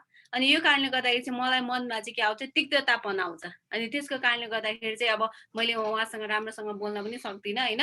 त्यही भएर कतिपल्ट हाम्रो अपेक्षाहरू चाहिँ एकअर्काले पुरा नगरिदिँदाखेरि अथवा एकअर्काको अपेक्षाहरू जान्ने चाहना नगर्दाखेरि चाहिँ हाम्रो वैवाहिक जीवनमा चाहिँ नि मतभेदको कुराहरू पनि आउन सक्दछ। हुन्छ। त्यसै गरिकन पारिवारिक पृष्ठभूमि यो पनि हामीले एकदमै याद गर्नुपर्दछ। कतिपल्ट हाम्रो पारिवारिक पृष्ठभूमिले पनि हाम्रो सम्बन्धमा धेरै रोल खेल्दछ, भूमिका निभाएको हुन्छ। जस्तै केही पारिवारिक पृष्ठभूमिको उदाहरण गर्नुपर्दाखेरि एउटा चाहिँ हामीहरूको संयुक्त परिवार, होइन, अथवा सिंगल एकल परिवार, होइन। हामी एकल परिवार र संयुक्त परिवारको कुरा गर्छौँ, त्यो एउटा पृष्ठभूमि हुनसक्छ। अनि साथै अब अरूको पृष्ठभूमि चाहिँ मेरो बुवा आमाको सम्बन्ध कस्तो छ त, वैवाहिक जीवनको सम्बन्ध, होइन। त्यसले पनि मेरो वैवाहिक जीवनलाई पनि के छ, प्रभाव पारिरहेको हुन्छ, होइन। अनि त्यस्ता कुरोहरूलाई पनि हामीले याद गर्नु पर्दछ। कतिपल्ट त्यो पारिवारिक पृष्ठभूमिले पनि वैवाहिक जीवनमा द्वन्द्व सृजना गर्दछ।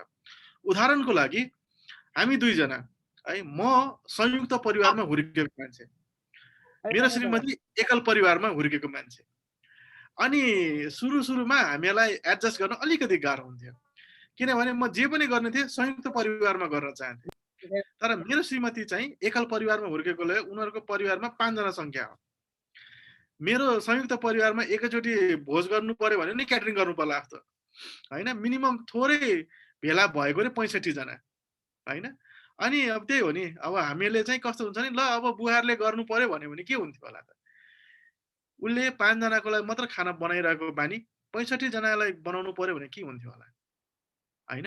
अनि यो पृष्ठभूमि यदि यही तरिकाले नै यदि हामीहरूले दुईजनाले नै यसलाई, होइन, नमिलाएको भए आज हामीहरू के हुन्थ्यो, झगडा गरिरहेका हुन्थ्यो होला। एकल परिवार र संयुक्त परिवार ठिक भन्ने कुरोमा हामी के हुन्थ्यो, वाद विवाद गरिरहेका हुन्थ्यौँ। तर हामी दुईजनाले नि त्यसलाई एडजस्ट गर्न सक्यौँ, होइन। तर कति पटक चाहिँ यी कुरोहरूले पनि द्वन्द्वको चाहिँ सृजना गरेको हुँदछ। हुन्छ। अर्को रहेको छ आफन्तहरूको हस्तक्षेप र बालबच्चाहरू है। अनि आफन्तहरूको हस्तक्षेपमा चाहिँ कतिपल्ट श्रीमान श्रीमतीको बिचमा कुराकानी भइराखेको छ अथवा मतभेद भइराखेको छ भने कसैले आएर तिमीले किन यस्तो भनिरहेको, होइन, श्रीमानको कुरा ठिक हो नि, उसले गरेको कुरा ठिक हो नि, तिमीले त उसले भनेको मान्नुपर्छ नि, उसले एकदम राम्रो छ, ऊ आफ्नो ठाउँमा सही छ भनेर कसैले तपाईँहरूको कुरामा हस्तक्षेप गरिराखेको छ भने पनि यसले पनि के हुन्छ, हाम्रो वैवाहिक जीवनमा चाहिँ द्वन्द्व आइराखेको हुन्छ है। अनि कतिपल्ट अब हामीमा अब श्रीमतीहरू चाहिँ एकदम इमोसनल भएको कारणले गर्दाखेरि अब हामी दिदीबहिनीहरू धेरै इमोसनल हुन्छ, होइन। अनि कतिपल्ट हामीले आफ्नो परिवारको कुराहरू चाहिँ आफ्नो आमा बाबालाई, आफ्नो दिदीबहिनीहरूलाई हामीले बाँडिराखेको हुन्छ। अनि उहाँहरूले चाहिँ अनि यस्तो गर्नु नि त, यस्तो गर्नु नि त भनेर कतिपल्ट हामीलाई सिकाइराखेको हुन्छ। त्यो अनुसारले हामीले व्यवहार गर्दाखेरि पनि कतिपल्ट हाम्रो वैवाहिक जीवनमा चाहिँ नि नकारात्मक प्रभावहरू चाहिँ पर्न सक्छ है। आफन्तहरूको हस्तक्षेप भनेको चाहिँ तपाईँ अथवा म र मेरो श्रीमानको बिचमा चाहिँ नि अरूहरूको कुरा सुनेर चाहिँ मैले त्यो खालको व्यवहार चाहिँ गर्नु भएन। यदि हामीले त्यस खालको व्यवहार गर्छौँ भने चाहिँ त्यसले पनि श्रीमान र श्रीमतीको बिचमा चाहिँ नि मतभेद ल्याउने कुराहरू पनि भइरहेको हुन्छ। अनि अर्को कुरा रहेको छ बालबच्चाहरू है। कतिपल्ट हाम्रो नानीहरूको कारणले गर्दाखेरि पनि श्रीमान श्रीमतीको बिचमा चाहिँ मतभेद भइरहेको हुन्छ। अब कतिपल्ट नानीहरूलाई, होइन, कुन स्कुलमा पढाउने, मैले भनौँला, होइन, घर नजिकै स्कुल चाहिँ यहीँ हालौँ न भन्नुलाई, अनि कति बेला श्रीमानले होइन उता पढ हालौँ, यो कुराहरू नमिल्दाखेरि पनि अनि अब महँगो स्कुलमा पढाउने कि सस्तो स्कुलमा पढाउने, होइन, बालबच्चाहरूको भविष्यको योजनाहरू, होइन, मैले मेरो नानीलाई यो बनाउँछु भन्छ श्रीमतीले, अनि श्रीमानले होइन म यो नानीलाई यो बनाउँछु भन्छ। कतिपल्ट फरक विचारहरूको कारणले गर्दाखेरि पनि आफ्नो नानीहरूको योजना गर्ने बेलामा पनि कतिपल्ट यस्तो कुराहरूले पनि हाम्रो वैवाहिक जीवनमा के हुन सक्छ, मतभेदका कुराहरू आउन सक्छ। अनि अर्को कुरा चाहिँ नानीहरूलाई समय दिने कुराहरूमा आमाहरूले त आफ्नो नानीहरूसँग धेरै समय बिताइराखेको हुन्छ, तर बाबाहरूले चाहिँ नि चाहेको जस्तो समय चाहिँ नि नदिन सक्नु भएको पनि हुन सक्दछ आफ्नो कामको व्यस्तताको कारणले गर्दाखेरि। अनि त्यस्तो अवस्थामा पनि समयको कारणले गर्दाखेरि अथवा आफ्नो बालबच्चाहरूसँग समय नबिताएको कारणले गर्दाखेरि पनि वैवाहिक जीवनमा चाहिँ मतभेदको कुराहरू आउन सक्दछ। हुन्छ, अर्को चाहिँ रहेको छ व्यक्तित्वको भिन्नता। हामीहरू सबैजनाको भिन्दा भिन्दै व्यक्तित्वहरू छ होइन। कसैको एकदमै प्रभावशाली व्यक्तित्व छ, कोही लजालु व्यक्तित्व छ होइन, कोही एकदम प्रखर वक्ता हुनुहुन्छ। हामीहरूको यो व्यक्तित्व भिन्नता भएको कारणले पनि कतिचोटि चाहिँ वैवाहिक जीवनमा द्वन्द्वहरू पनि आएको छ।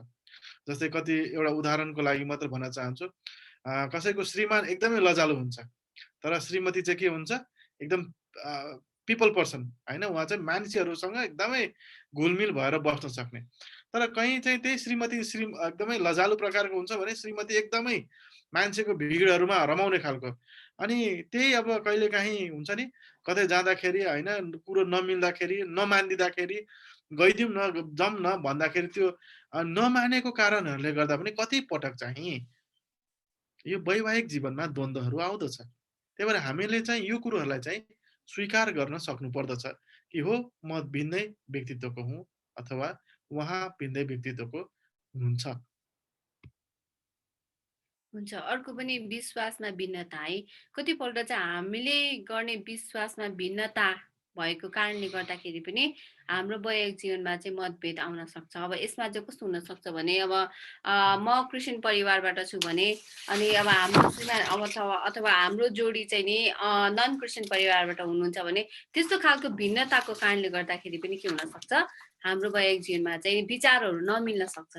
अनि यो विचारहरू नमिल्नको कारणले गर्दाखेरि पनि एकअर्कालाई बुझ्न नसक्ने होइन, एकअर्काको बिचमा चाहिँ राम्रो सम्बन्ध नहुने त्यस्तो कुराहरू पनि आइरहेको हुन्छ। हुन्छ, द्वन्द्वलाई रचनात्मक रूपमा समाधान गर्नको निम्ति समझदारीको आवश्यकता पर्दछ। हितोपदेश 24 अध्यायको 3 र 4 पद पढिदिनुहोस्। हितोपदेश 24 अध्यायको 3 र 4 पद। बुद्धिले घर बनाउँछ र सुझबुझले त्यो स्थापित हुन्छ। ज्ञानद्वारा यसका कोठाहरू अति उत्कृष्ट र सुन्दर थोकहरूले भरिभराउ हुन्छन्। आमेन। भाइ यहाँ के भन्दछ? बुद्धिले घर बनाउँदछ र सुझबुझले के गर्छ? त्यो स्थापित हुन्छ। ज्ञानद्वारा त्यसका कोठाहरू अति उत्कृष्ट र सुन्दर थोकहरूले भरिभराउ हुँदछ।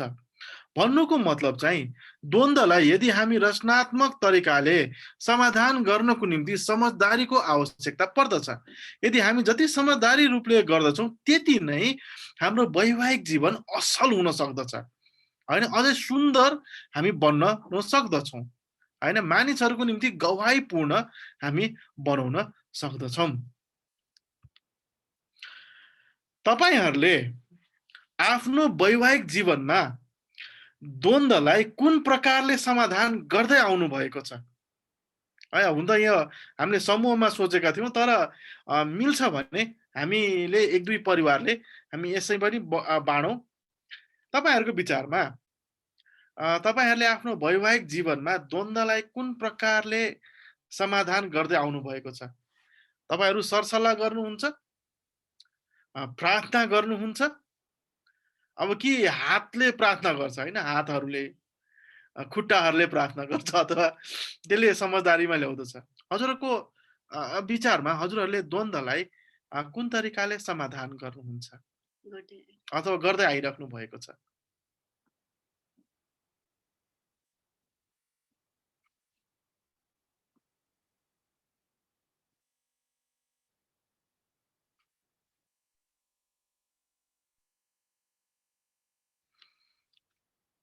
द्वन्द्व भइसकेपछि हामी बोलचाल गर्छौँ कि गर्दैनौँ?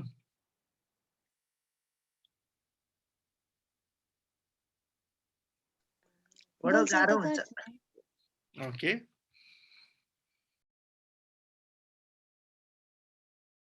कसरी समाधान चाहिँ हामी कसरी गर्दछौँ त?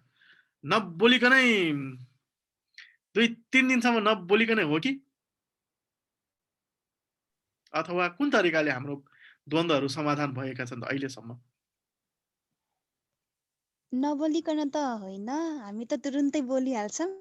ओके, धेरै राम्रो थियो। तर यस्तै पछि गएर चाहिँ एकैछिन डिस्कस भयो भने एकैछिन पछि फेरि किन यस्तो गर्यौ त भनेर फेरि के कारण हो त्यो गहिरिएर फेरि कुरा गर्छौँ अनि त्यसपछि चाहिँ समाधान भइहाल्छ। ओके, धन्यवाद। अरू कसैको? त्यही त मैले भनेको।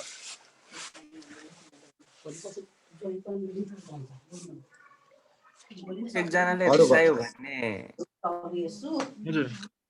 अरूले भन्नुभन्दा पनि होइन हामीले हजुर मैले सुनिनँ। 2-3 जना बोल्दै हुनुहुन्थ्यो तर पछि जसले बोल्नु हो हामीले चाहिँ के बुझ्नु पर्छ भनेपछि होइन अब श्रीमानले श्रीमतीलाई पनि बुझ्नु पर्छ होइन, श्रीमानले सबैले बुझ्नु पर्छ कि यो भनेको फ्यामिलीको अन्डरस्ट्यान्डिङमा डिपेन्ड हुन्छ कि यस्तो कुराहरू चाहिँ। ओके, धेरै राम्रो। फ्यामिलीको अन्डरस्ट्यान्डिङ अलिकता बिग्रिने बित्तिकै होइन श्रीमानलाई पनि शङ्का नगर्ने, श्रीमतीलाई पनि शङ्का नगर्ने, छोराछोरीलाई पनि शङ्का नगर्ने, आफ्नो फ्यामिलीलाई पनि शङ्का नगर्ने, आफ्नो स्टेटस के छ, आफ्नो सोच विचार के छ त्यो अनुसारमा हिँड्यो भने चाहिँ यो सम्बन्ध कहिले पनि एकदम लङ लाइफसम्म जान्छ क्या। हाम्रो अब तपाईँले अब मुस्लिम समाजमा हेर्नु त, मुस्लिम समाजमा कति राम्रो छ यो सम्बन्धहरू। हाम्रो अहिले देखे अनुसार चाहिँ मैले चाहिँ नेपाली समाजमा छ नि यो चाहिँ एकदम नराम्रो देखेको छु कि मैले चाहिँ। हुन्छ हुन्छ हुन्छ, धन्यवाद। अर्को एकजना कसैले बोल्दै हुनुहुन्थ्यो अनि त्यसमै राखौँ।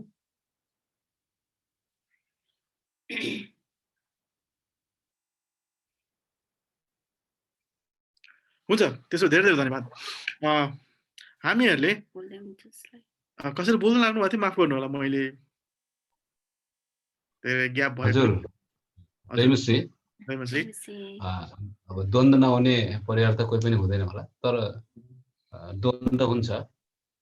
द्वन्द्व हुँदाखेरि अब हामी दुवैजनाले संयमता अपनाउँछौँ। अब कुन कुरा हो अब तत्कालै गर्नुपर्ने कुरा हो भने हामी त्यसलाई पनि अब समयअनुसार श्रीमान श्रीमतीले सम्झौता गर्छौँ। र अलि गाह्रो कुराहरू छ भने अब श्रीमानले श्रीमतीको, श्रीमानले श्रीमतीले श्रीमानको सिचुएसन हेरेर कति बेला उनलाई चाहिँ त्यो कुराबाट मनाउन सकिन्छ। त्यसरी हामी चाहिँ द्वन्द्व समाधान गर्छौँ। हजुर, धेरै धेरै धन्यवाद।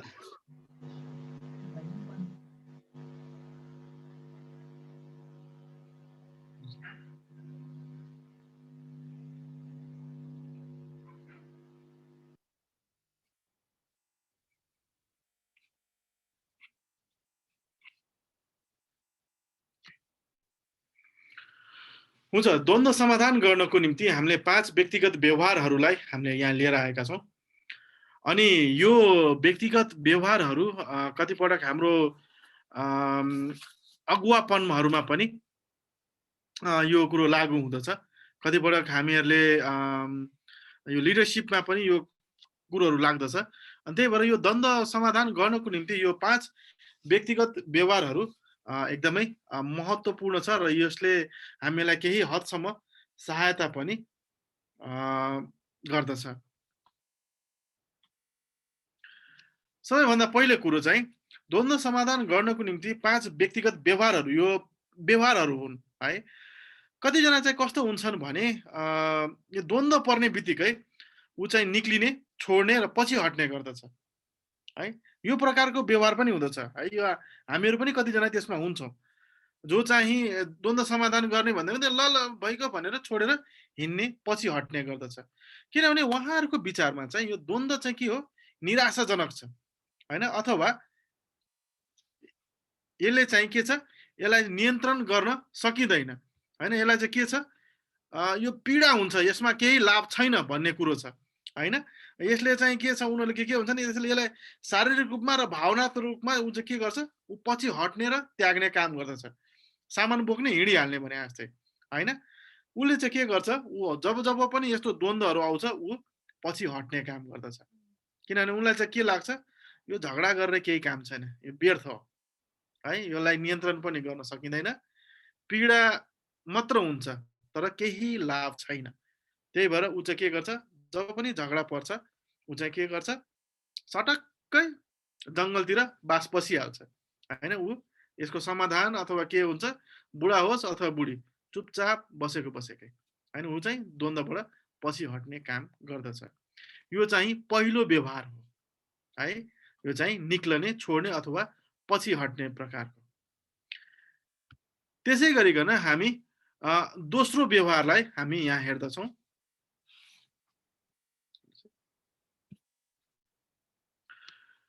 यो दोस्रो व्यवहार चाहिँ जित्नु हैन, यो चाहिँ जित्नु पर्ने। उसले चाहिँ के भन्छ भने उसले चाहिँ द्वन्द्वलाई चाहिँ आत्मसम्मानको लागि खतराको रूपमा उसले हेर्दछ हैन। ओहो यो चाहिँ मैले चाहिँ हैन यो झगडा हारे भने खतम हुन्छ ल, उसलाई चाहिँ के हुन्छ, हरेक हालतमा जित्नै पर्छ हैन। उसलाई चाहिँ के हुन्छ, हैकम प्रभुत्व वा वर्चस्व शैली कायम गर्नु हो भन्ने कुरो हुन्छ। द्वन्द्व भनेको चाहिँ मैले जित्नै पर्ने। त्यही भएर यस्तोमा चाहिँ के हुन्छ, सम्बन्धहरू के हुनेछ, पीडादायी हुँदछ है। पहिले को मान्छेको व्यवहार कस्तो थियो, ऊ पछि हट्थ्यो भने यो अहिले दोस्रो व्यवहार कस्तो हुन्छ, उसले जित्नुपर्छ। जतिखेर पनि झगडा पर्छ उसलाई जित्नै पर्छ, किनभने उसलाई के लाग्छ, ओहो म हारे भने चाहिँ मेरो आत्मसम्मानको निम्ति यो के छ, खतरा हुँदछ हैन। यसमा चाहिँ दाजुभाइ र दिदीबहिनी दुईटैमै यो व्यवहार पनि हुन सक्दछ हैन। पछि नहट्ने, म त लड्नै पर्छ, जित्नै पर्छ। तर यसले के गर्छ, सम्बन्धहरू चाहिँ पीडादायी बनाउँदै गएको हुन सक्छ। यो चाहिँ दोस्रो व्यवहार हो। अनि तेस्रो व्यवहार रहेको छ आत्मसमर्पण, परित्याग है। द्वन्द्वलाई चाहिँ दुःख र कष्टप्रदको रूपमा चाहिँ हेर्दछ।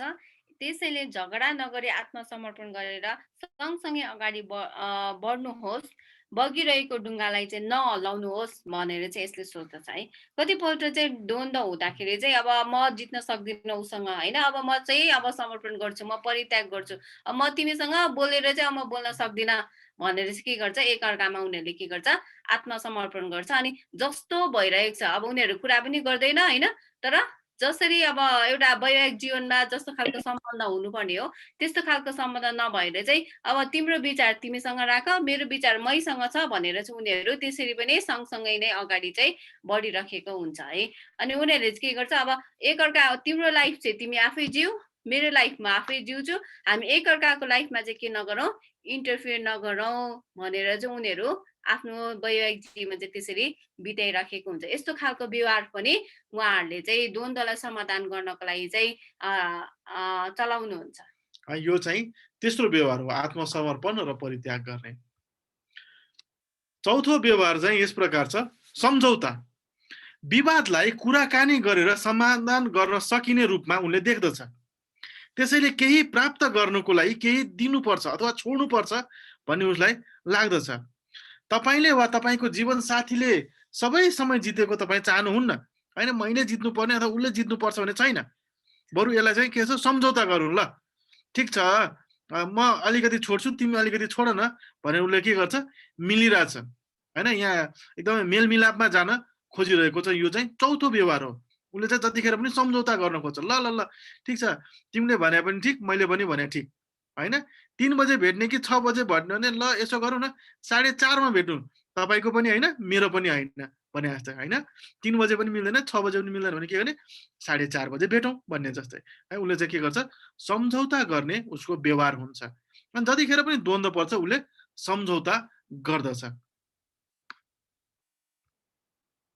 हुन्छ। अर्को व्यवहार रहेको छ समाधान गर्नु है। अनि कतिपल्ट चाहिँ यो कतिजनाले यो समाधान गर्ने व्यवहारलाई पनि अप्नाइरहेको हुन्छ। अनि द्वन्द्वलाई चाहिँ एकतामा वृद्धि गर्न सहयोग गर्न क्षमताको रूपमा देख्दछ, जसले चाहिँ समाधान गर्ने व्यक्तित्वलाई चाहिँ प्रयोग गर्नुहुन्छ। उहाँले चाहिँ के देख्नुहुन्छ भने द्वन्द्व चाहिँ एउटा एकतामा हामीलाई वृद्धि गर्छ भन्ने कुराको रूपमा चाहिँ देख्दछ। अनि खुला र प्रत्यक्ष सञ्चारलाई चाहिँ सम्बन्ध सुधारको निम्ति चाहिँ प्रयोग गरिन्छ। यो समाधान गर्ने व्यक्तित्व भएको व्यक्तिहरूले चाहिँ कस्तो गर्छ भनेदेखि चाहिँ हामीले चाहिँ खुला रूपमा एकअर्कासँग कुरा गर्नुपर्छ हामीले सञ्चार हामीले एकअर्कासँग गर्नुपर्छ, एकअर्काको कुराहरू हामीले बुझ्नुपर्छ, आफूलाई मनमा लागेको कुराहरू चाहिँ हामीले एकअर्कासँग बाँड्नुपर्छ, अनि मात्र हामीले चाहिँ के गर्न सक्छौँ, हाम्रो द्वन्द्वलाई चाहिँ समाधान गर्न सक्छौँ, अनि यसले चाहिँ हामीलाई एकतामा वृद्धि गर्न सहायता गर्छ भन्ने त्यस्तो खालको व्यक्तित्व पनि उनीहरूले चाहिँ प्रयोग गरिरहेको हुन्छ द्वन्द्वलाई समाधान गर्नको लागि।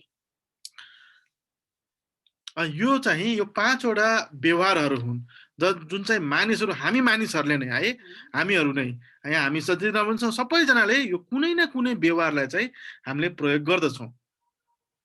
कि पछि हट्ने, कि जित्नै पर्ने, कि आत्मसमर्पण गर्ने, कि सम्झौता गर्ने या समाधान गर्ने।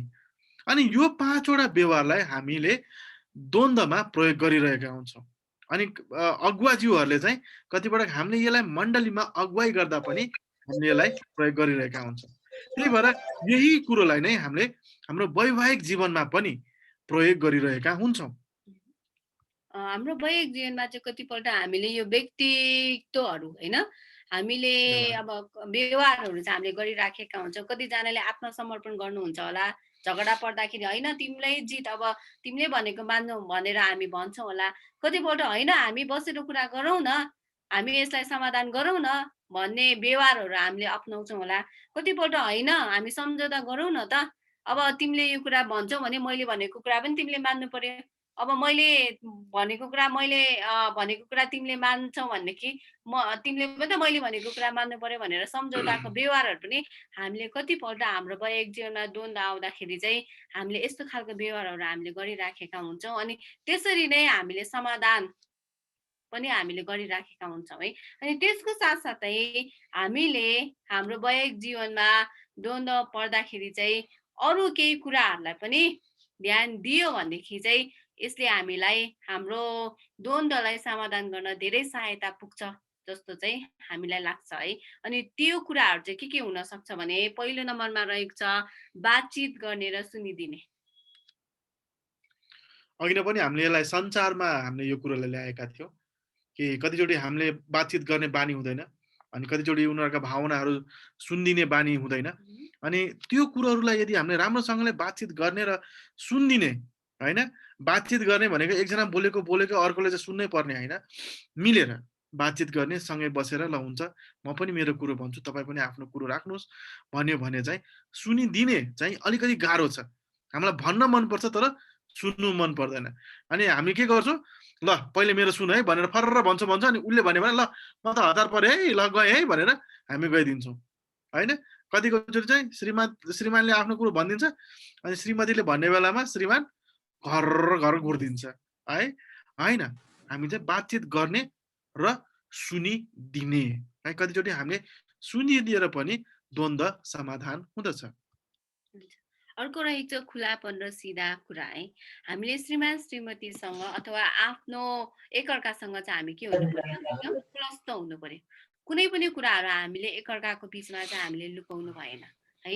अनि एकअर्कासँग कुरा गर्दाखेरि चाहिँ अब घुमाएर त्यसरी हुन्छ नि, अब श्रीमान श्रीमतीसँग तपाईँलाई के कुरा भन्न मन लागेको छ, के कुरामा अब तपाईँलाई चित्त बुझेको छैन, त्यस्तो कुराहरू घुमाएर गर्नुभन्दा पनि तपाईँले सिधासँग एकअर्कासँग सिधा कुरा राख्नुभयो भने पनि हामी श्रीमान श्रीमतीलाई चाहिँ के हुनसक्छ, बुझ्नमा चाहिँ धेरै सहायता हुनसक्छ। अनि हामी चाहिँ एकदम खुलापन भएर अथवा खुल्ला रूपमा चाहिँ आफ्नो मनमा लागेको कुराहरू, मनमा कुनै पनि तितोपना नराखिकन तपाईँलाई जुन कुराहरू चित्त बुझ्दैन, जुन कुराले गर्दाखेरि तपाईँलाई पेन भइराखेको हुन्छ, जुन कुरा चाहिँ मेरो श्रीमानले यो कुरा बुझिदियोस् भन्ने लागिरहेको हुन्छ, जुन कुराले गर्दाखेरि चाहिँ तपाईँहरूको बिचमा मनमुटाव भइरहेको छ, त्यो कुराहरू चाहिँ हामीले के गर्नु पर्यो, एकअर्कासँग खुला रूपमा चाहिँ हामीले राख्न चाहिँ सक्नु पर्यो है। हुन्छ, अर्को कुरो चाहिँ हामीले याद गर्नुपर्ने पश्चाताप र क्षमादानका कुराहरूलाई पनि।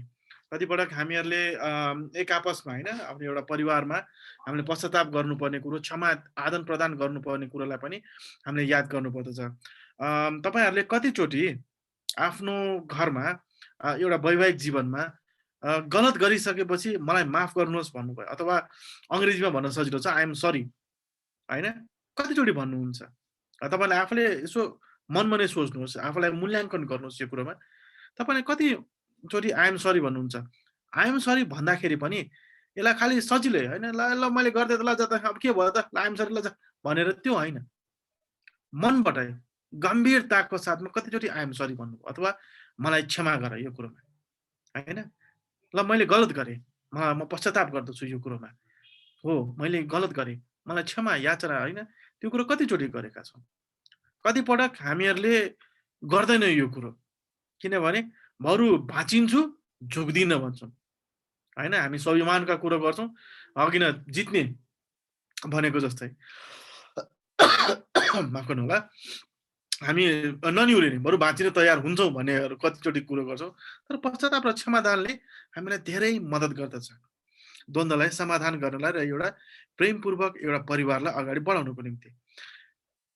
त्यसै गरिकन आपसी आदर होइन, यो एफिसी 5 अध्यायको 1 देखि 4 सम्ममा हेर्नुहुन्छ भने तपाईँले यी पदहरूमा देख्न सक्नुहुन्छ प्रेमका कुराहरू छ, आदरका कुराहरू हामी यहाँ देख्न सक्दछौँ होइन। प्रेम र आदरको सम्बन्ध छ त्यहाँ होइन, त्यही भएर हामीले आपसी आदरका कुराहरू हामीले दिनुपर्ने आदर र पाउनुपर्ने प्रेमलाई हामीले विचार गर्नुपर्दछ। त्यसै गरिकन हाम्रो विश्वास योग्यताको कुरो पनि छ, हामी कतिको एकअर्काप्रति विश्वासी योग्य छौँ त, हामीले केही छलका कुरो राखेका छौँ, हामीले आफ्नै परिवारबाट केही लुकाइरहेका छौँ, त्यो कुरो विचार गर्नुपर्दछ। कतिपटक हामीहरूले गोप्यमा लुकाइरहेका कुरोहरूले कुनै दिन अगाडि आयो भने त्यसले हाम्रो सम्बन्ध चकनाचुर गर्दछ अनि द्वन्द्वको सृजना गर्दछ। त्यही भएर हामीहरू परिवारमा पनि विश्वास योग्यता हुनुपर्दछ। एकपटक झुटोलाई लुकाउनलाई हामीले कतिचोटि बोल्नुपर्छ अरे 100 झुट होइन, हाम्रो नेपाली उखान नै छ, एउटा झुटो लुकाउनलाई 100 वटा झुटो बोल्नुपर्छ, त्यसले विश्वास योग्यता ल्याउँदैन, त्यसले के छ सम्बन्ध चिसो तुल्याउने काम गर्दछ, शङ्काहरू सृजना गर्दछ। त्यही भएर विश्वास योग्यता हुनु पर्दछ। पति पत्नी र परिवारको साझा आत्मिक जीवन है, यो चाहिँ एकदमै महत्त्वपूर्ण छ है। त्यही भएर मैले अन्तिममा राखेँ पति पत्नी र परिवारको साझा आत्मिक जीवन। हामी कतिचोटि प्रार्थनाको वेदीमा हुँदछौँ, श्रीमान श्रीमती कति हामी प्रार्थनामा समय बिताउँछौँ, के हामी दिनको अन्त त सँगै बसेर प्रार्थना गर्छौँ? हाम्रो प्रार्थनाहरू कुन प्रकारको भइरहेको छ? यो चाहिँ एकदमै महत्त्वपूर्ण छ। आज हाम्रो आत्मिक जीवनले हाम्रो वैवाहिक जीवनलाई पनि दर्शाउँदछ। मेरो वैवाहिक जीवन कस्तो छ, मेरो परमेश्वरसँगको सम्बन्ध कस्तो छ र हाम्रो वैवाहिक जीवनमा परमेश्वर कहाँ हुनुहुन्छ। त्यही भएर हामीहरूको एउटा पति पत्नीले होइन साझा आत्मिक जीवन हुनु चाहिँ धेरै नै महत्त्वपूर्ण छ। अब हामीले ध्यान दिनुपर्ने कुराहरू र गर्न नहुने कुराहरू पनि यहाँ हामीले राखेका छौँ। कतिपटक द्वन्द्व पर्दाखेरि हामीले ध्यान दिनुपर्ने कुराहरू पनि छ है र गर्न नहुने कुराहरू पनि यहाँ छ। हामीले ध्यान दिनुपर्ने कुराहरू, जब हामी द्वन्द्व पर्छ हामीले एउटा विषयमा निर्दिष्ट भएर कुराकानी गर्नुपर्छ। हामीले गर्न नहुने कुरो चाहिँ धेरै विषयमा कुरो गर्ने। याद गर्नु भएको छ जब हामी झगडा गर्न थाल्छौँ, श्रीमान श्रीमतीमा मलाई हिजो भर्खरै ताजामा एउटाले अहिले फेसबुकको जमानामा एउटाले मलाई मेसेज पठायो, एउटा फनी मेसेज श्रीमान श्रीमतीको विषयमा। यो सम्बन्ध यसमा मिलाउँछु म। श्रीमानले एउटा टेक्स्ट मेसेज पठाए यु आर नेगेटिभ भनेर, तिमी एकदम नकारात्मक छौ होइन। अब नेपालीमा सिधै उल्था गर्नु पर्दा यु आर नेगेटिभ भनेर, इङ्ग्लिसमा हो टेक्स्ट चाहिँ यु आर नेगेटिभ भन्ने बित्तिकै श्रीमतीले के भने म नेगेटिभ मात्र होइन, तिमीले मलाई नेगेटिभ भने तिमी झन् मूर्ख, तिमी एकदमै काम नलाग्ने ढिठ, तिमी सधैँ साथीहरूलाई होइन समय बिताउने, तिमी यस्तो त्यस्तो त्यस्तो 10 दुनियाँ भनेर उसले गाली गर्छ। अनि श्रीमानले उताबाट के भन्छ, होइन होइन होइन मैले युआर नेगेटिभ भने त तिम्रो कोभिडको परिणाम पो सुनाएको भन्छ होइन। कति पटक हामीहरू के गर्छौँ, एउटा विषयबाट झगडाको अथवा होइन एउटा कुरोमा कुरो गर्न थाल्छौँ र हाम्रो विषय परिवर्तन हुन थाल्छ। हामीहरूले झगडा अथवा भनौँ न हाम्रो मनमुटाव अथवा हाम्रो कुराकानी सुरु हुन्छ आज के खाने भनेर होइन, आज तरकारी के खाने भनेर कुराकानी हुन सुरु हुन्छ। आज के खाने त, के खाने तपाईँ नै भन्नुहोस् न, मैले अस्ति पनि भनेको थिएँ के खाने होइन, तपाईँले भनेको राम्रो होइन, तिमी सधैँ यस्तै गर्छौ अनि मलाई मन पर्दैन होइन, तपाईँले मलाई के भन्न खोज्नु भएको होइन, तिम्रो बानी नै यस्तो होइन, मैले के गरेर तपाईँलाई यस्तो, तपाईँले के भन्न चाहनु भएको, तिम्रो परिवारै त्यस्तो, मेरो परिवारलाई यस्तो भने तिम्रो परिवार चाहिँ कस्तो होइन, ए तपाईँले मेरो भन्ने त्यहाँ भन्ने लास्टमा के गर्छौँ हामी खाना नखाइकन सुत्छौँ। कुरो कहाँ थियो सुरुवात? आज के खानेमा थियो होइन र? तर हामी कहाँ पुग्छौँ? ए तिम्रा यस्ता, तिम्रा ढिस्काना उस्ता, तिम्रा उस्ता। म अस्ति नजाँदाखेरि तिमीले फनक्क मैले जयमसी भन्दाखेरि मलाई नहेरेको त्यो मान्छे यस्तो भनेरसम्म हामी कहिलेकाहीँ कुरो गर्छौँ। तर हामीले ध्यान दिनुपर्ने कुरो, जब हामी परिवारमा कुराकानी गर्न बस्छौँ, एउटा विषयमा स्थिर भएर कुरो गर्नुहोस्। एउटा विषयमा, धेरै विषयहरू होइन है। त्यही भएर याद गर्नुहोस्, तपाईँले अब कहिलेकाहीँ हुन्छ नि अलिकति मनमुटाव भएको बेलामा कुरा गर्दाखेरि एउटा विषयमा कुरा गर्नुहोस्, एकैछिनमा आई लभ यू हुन्छ, झगडा गर्नु पर्दैन। तर विषय परिवर्तन हुन थाल्यो भने अनि अब चुप लाएर बस्नुपर्ने हुन्छ। अब क्षमा याचनाको कुराहरूमा आउँछ है। अर्को कुरो चाहिँ ध्यान दिनुपर्ने कुरो समस्यालाई हो। के समस्या हो यहाँ, के भइरहेको छ? र गर्न नहुने कुरो चाहिँ व्यक्तिमा ध्यान दिनुपर्ने। हे तिमी यस्तो, तिम्रो व्यवहार सधैँको यस्तो, तिमी मान्छे यस्तो, तिम्रो परिवार यस्तो, तिम्रो खलक यस्तो भन्न थाल्यो भने हामीले के गर्छौँ? व्यक्तिलाई दोस्याउन थाल्छौँ। तर हामीले विचार गर्नुपर्ने चाहिँ समस्या हो, व्यक्ति होइन। के समस्या भएको छ होइन? कहिलेकाहीँ हुन्छ, कहिलेकाहीँ खाना पकाउँदाखेरि नुन चर्को होला त, ल त कहिलेकाहीँ हुन्छ त, कहिलेकाहीँ नुनै आफै त्यस्तो हुन्छ होइन। कहिले हुन्छ नि त यो आयो नुन खाँदा खाँदा एक चम्चामा कहिलेकाहीँ लाग्दैन, कहिलेकाहीँ आधी चम्चा पनि बेसी चर्को हुन्छ होइन। अब के गर्ने त? ए तिमी यो नुन चर्को हो नि त होइन त समस्या त। नुन कहिले लागेन अथवा कहिले लाग्यो बेसी, त्यो हो नि त समस्या। हामी के भन्छ? तिमीलाई खाना पकाउन आउँदैन, तिम्रो बाबुआमाले सिकाएनन्, तिमीले के गरे यस्तो त्यस्तो सधैँ खुवाउँछ, ब्लड प्रेसरै बनाउने भयो मलाई, हार्ट एट्याकै लगाउने भयो भने हामी के गर्छौँ? झगडा गर्न खोज्छौँ, मार्न आयो मलाई भनेर। त्यही भएर हामीले व्यक्तिमा औल्याउनु हुँदैन, हाम्रो समस्यालाई हेरौँ। अर्को हामीले ध्यान दिनुपर्ने कुरो चाहिँ हाम्रो व्यवहारहरू कस्तो छ होइन। हामी कुन प्रकारको व्यवहार भएका व्यक्तिहरू हौँ। तर यसको मतलब यो होइन कि हामीले चरित्रमाथि दोस्याउनु हुँदैन होइन। यसको मान्छे नै यस्तै हो, यो एकदमै खतम मान्छे भन्न थाल्छौँ, त्यो गलत हो। कहिलेकाहीँ हुन्छ हाम्रा व्यवहारहरू फरक हुनसक्छ, तर चरित्रलाई हामीले दोस्याउन मिल्दैन। त्यही भएर याद गर्नुपर्छ हामीले के बोलिरहेछौँ। हाम्रा बोलीहरूले यी कुरोहरूलाई गरिरहेका हुन्छ। अन्ततः कुरो ध्यान दिनुपर्ने कुरो, हामीले सधैँ म भनाइबाट हामीले सुरु गर्नुपर्छ। मलाई यस्तो भयो, मलाई यस्तो भयो, तपाईँ होइन होइन। तपाईँले यस्तो, सधैँ तपाईँको यस्तो, तिम्रो यस्तो भन्न थाल्यो भने हामीले दोस्याइरहेका हुन्छौँ। तर हाम्रो म भनाइ भयो भने चाहिँ मेरो आफ्नो व्यक्तिगत कुरोलाई चाहिँ के गरेको छ, हाम्रो भावना अभिव्यक्त भइरहेको हुन्छ। अनि यो कुरोलाई हामीले ध्यान दिनुपर्दछ। अनि यो कुरोले चाहिँ एकदमै द्वन्द्वमा चाहिँ हामीलाई मिलनमा चाहिँ यसले मद्दत पुर्याइरहेको हुन्छ। अब कसरी माफी माग्ने है त? अब यहाँ चाहिँ अब समाधानतिर आउन थाल्यौँ है हामी। अब लगभग हामी सकाउन लाग्दैछौँ। अब कसरी माफी माग्ने त? मत्ती 5 अध्यायको 23देखि 26 पद एकपल्ट पढिहालौँ न। मत्ती 5 अध्यायको 23देखि 26 पद।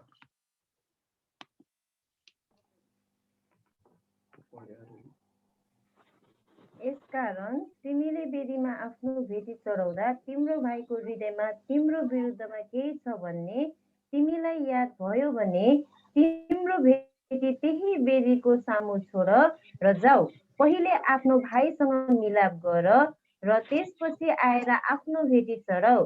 तिम्रो वादीसँग अदालतमा जाँदा बाटोमै मिलाप गरिहाल, नत्र त वादीले तिमीलाई न्यायाधीशको हातमा सुम्पिदेला र न्यायाधीशले अफिसरको हातमा सुम्पिदेलान् र तिमी झ्यालखानामा पर्नेछौ।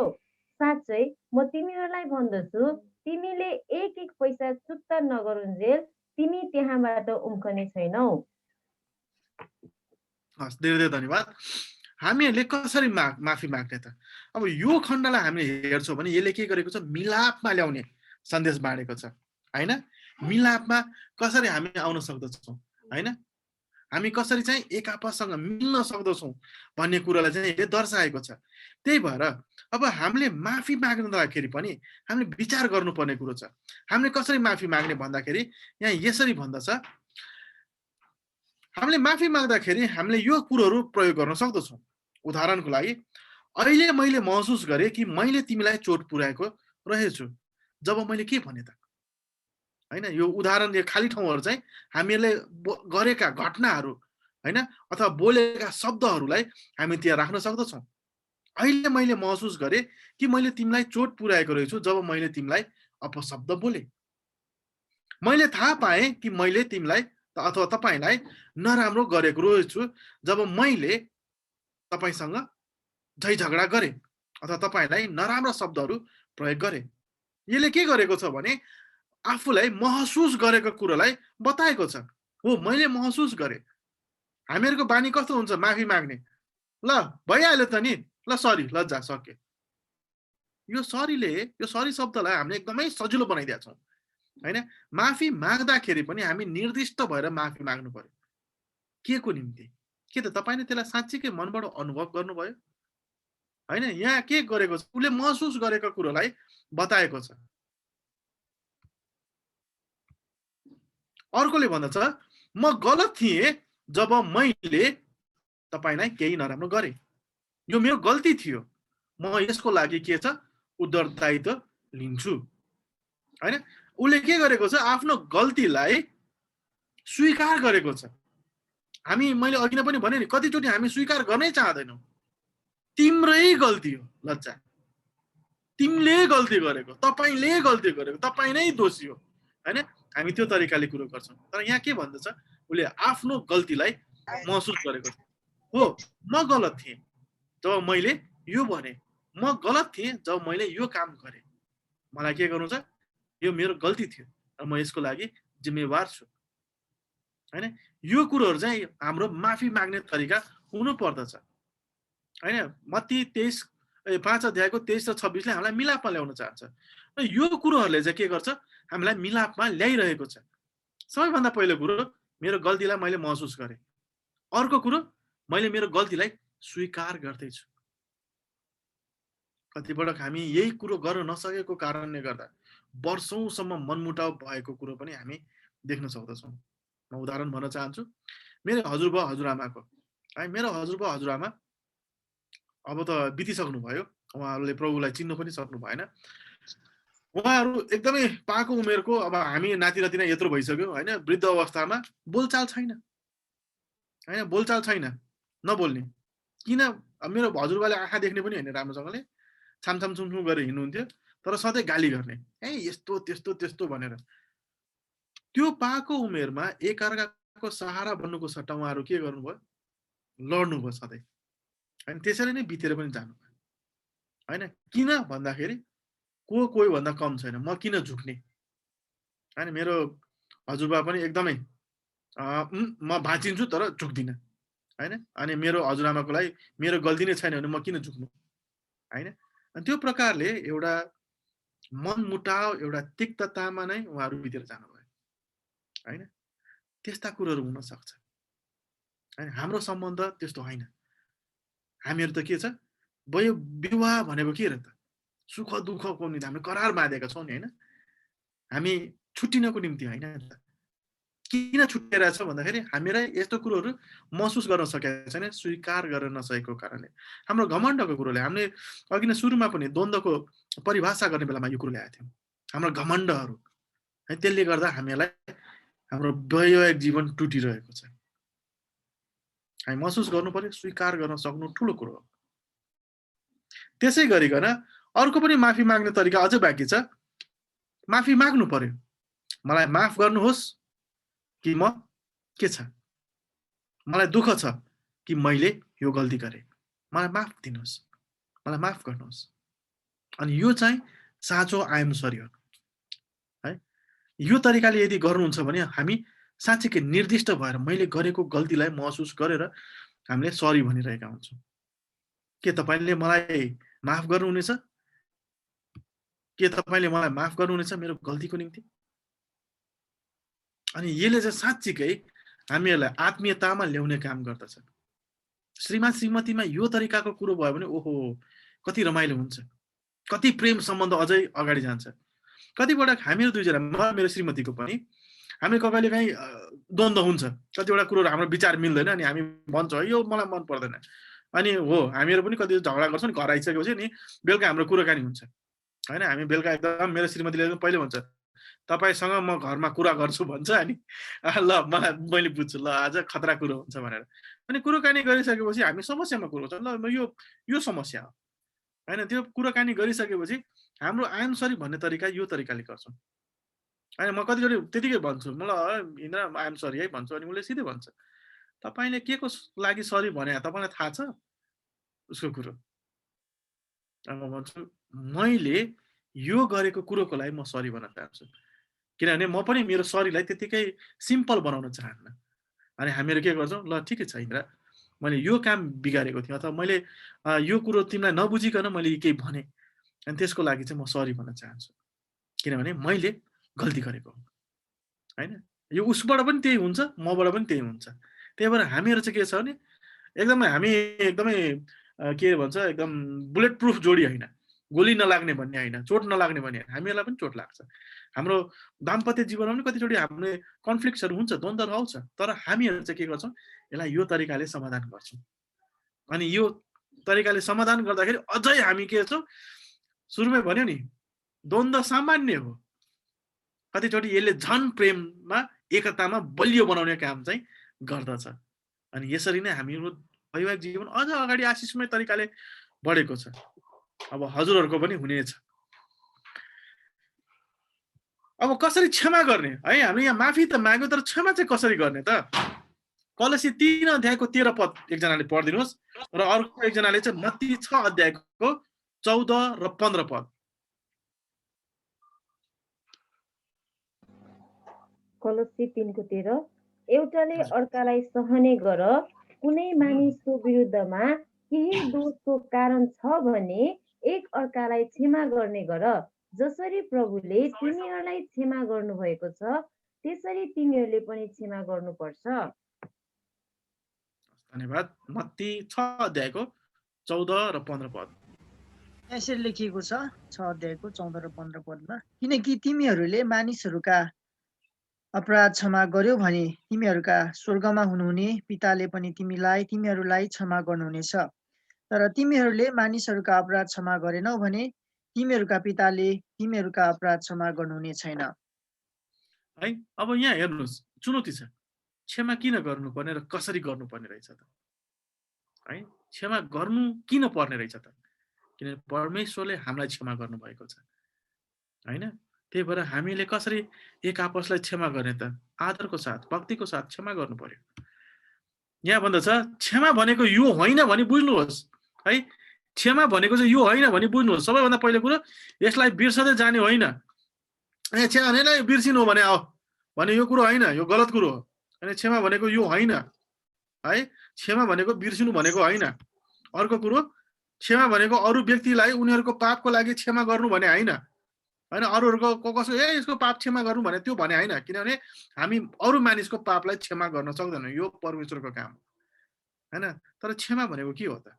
यहाँ चाहिँ क्षमा यो होइन है, यो होइन, यी कुरोहरू होइन, यो गलत कुरोहरू। म तिमीलाई माफ गर्छु भनेर शब्दमा मात्र भन्ने तर मनमा बदला लिने र दुर्भाग्य र हानि भएको चाहना गर्ने यो क्षमा होइन होइन। हामी क्षमा ल ठिकै छ ल क्षमा दिए भने तर यसलाई नराम्रो होस्, यसलाई केही नराम्रो परोस् भनेर चाहना गर्ने यो क्षमा होइन। थप पाप सही रहनु क्षमा होइन है। उसले गल्ती गरिराख्छ हेरिराख्ने त्यो क्षमा होइन। यी कुराहरू क्षमा होइन। क्षमा भनेको चाहिँ के हो? एउटा छनौट हो होइन। यो चाहिँ के हो? एउटा छनौट हो। यो भनेको चाहिँ के हो भने क्षमा भनेको कसैप्रतिको चोट, रिस र घृणालाई स्वीकार गर्नु हो है। क्षमा भनेको कसैलाई नराम्रो, कसैलाई त्यो घृणा गरेका कुरा, चोटलाई पनि स्वीकार गर्न सक्नु चाहिँ क्षमा हो। यो क्षमा हो। तिनीहरूको पापको दण्डको लागि ख्रीष्टले मृत्यु दण्डद्वारा मोल तिर्नुभयो भनेर स्वीकार गर्नु क्षमा हो। म क्षमा गर्दछु किनभने परमेश्वरले यो व्यक्तिको निम्ति पनि रगत बहाउनु भएको छ, त्यो क्षमा हो। रोमी 5 अध्यायको 6 देखि 8 पदले यो कुरो भन्दछ। आफैले बदला नलिने तर त्यसको बदलीमा परमेश्वरको हातमा न्यायको निम्ति सुम्पिनु क्षमा हो। किनभने परमेश्वरले सबैको न्याय गर्नुहुन्छ, हामी किन न्यायकर्ता भन्ने होइन, त्यो क्षमा हो। ठिक छ, म परमेश्वरको हातमा सुम्पिन्छु, परमेश्वरले जे गर्नुहुन्छ उहाँको कुरो हो, कसैलाई छोड्नुहुन्छ कसैलाई दण्ड दिनुहुन्छ त्यो उहाँको कुरो हो, तर दण्डको लागि भनेर चाहिँ होइन है, परमेश्वरमा सुम्पिदिने त्यो क्षमा हो। यो एउटा छनौटको कुरो हो। उनीहरूको गलत कार्यको नतिजामा सहभागी भइदिने भनी छनौट गर्ने होइन, उनीहरूलाई केही छ हरेक चिजमा सहभागी हुन सक्नु त्यो क्षमा हो। उनीहरूले गलत गर्यो असल गर्यो तर त्यो नतिजामा सहभागी भइदिनु भनी छनौट गर्ने चाहिँ एउटा क्षमाको कुरो हो।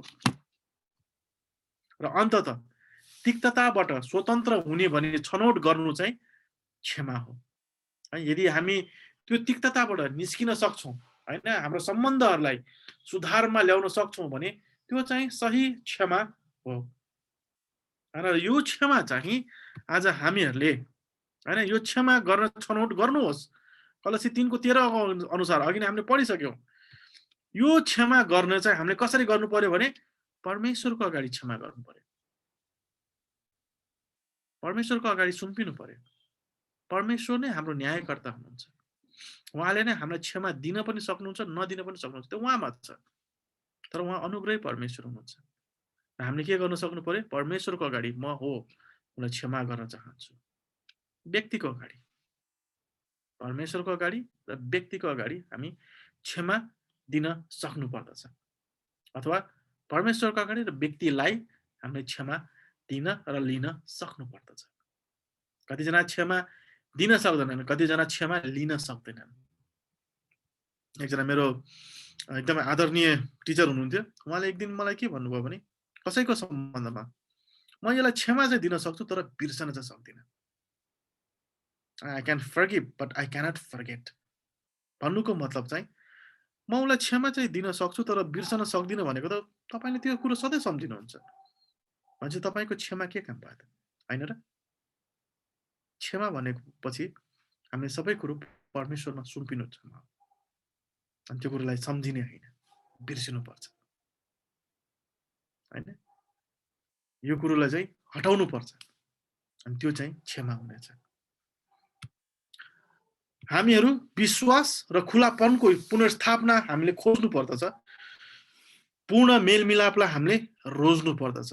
रोमी 12:8 एकजनाले पढिदिनुहोस् त।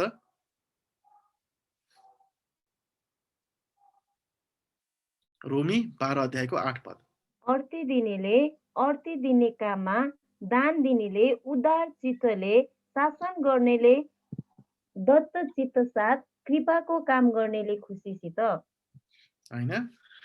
अब यो तरिकाले हामीहरूले होइन उदार चित्तबाट यहाँ गरिएका कुरोहरू हामी देख्न सक्छौँ। खुसी साथ, दत्त चित्त साथ, उदार चित्तले होइन, अर्थ दिनेले पनि अर्थ दिने काममा लाग्नुपर्ने कुरो, विश्वास र खुलापनको पुनर्स्थापना खोज्नुहोस्, पूर्ण मेलमिलापलाई हामीले रोज्नु पर्दछ। वैवाहिक जीवनहरू धेरै टुटिरहेको छ, हामीहरूले के गर्नुपर्छ, परमेश्वरमा अनुग्रहमा हामी जिउनु पर्दछ। परमेश्वरको अनुग्रहद्वारा मात्र आज हामीहरू सिद्ध हुन सक्दछौँ, अथवा उहाँमा मात्र हामीहरू बचाइन सक्दछौँ, अनुग्रहद्वारा मात्र। किनभने हामी सबैजना त्यो अनुग्रहमा छौँ भने मात्र हामी बचाइएकाहरू हौँ, हामी क्षमा पाएकाहरू हौँ।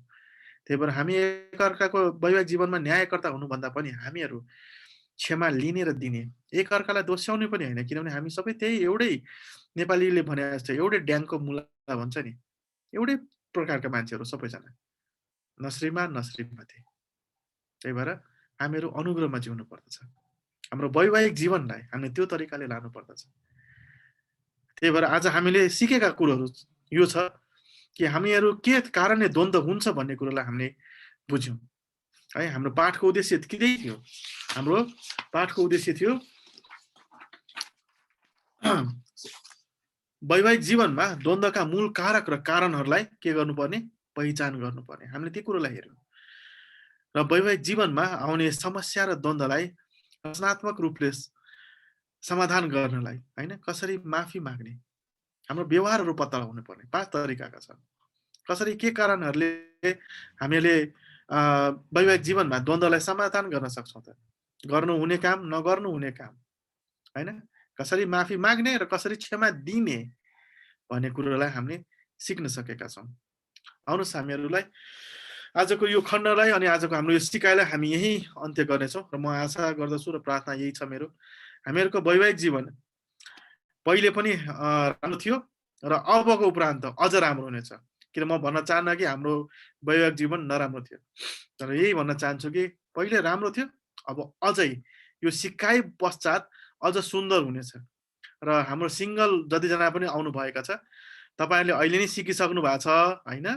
ल म श्रीमानलाई यसरी भन्छु र श्रीमतीलाई यसरी भन्छु भनेर हुँदैन, मिलेर बढ्नुपर्छ भन्ने कुरो पनि उत्साह दिन चाहन्छु। हस्, सबैजनालाई येशू ख्रीष्टको नाममा जय मसीह।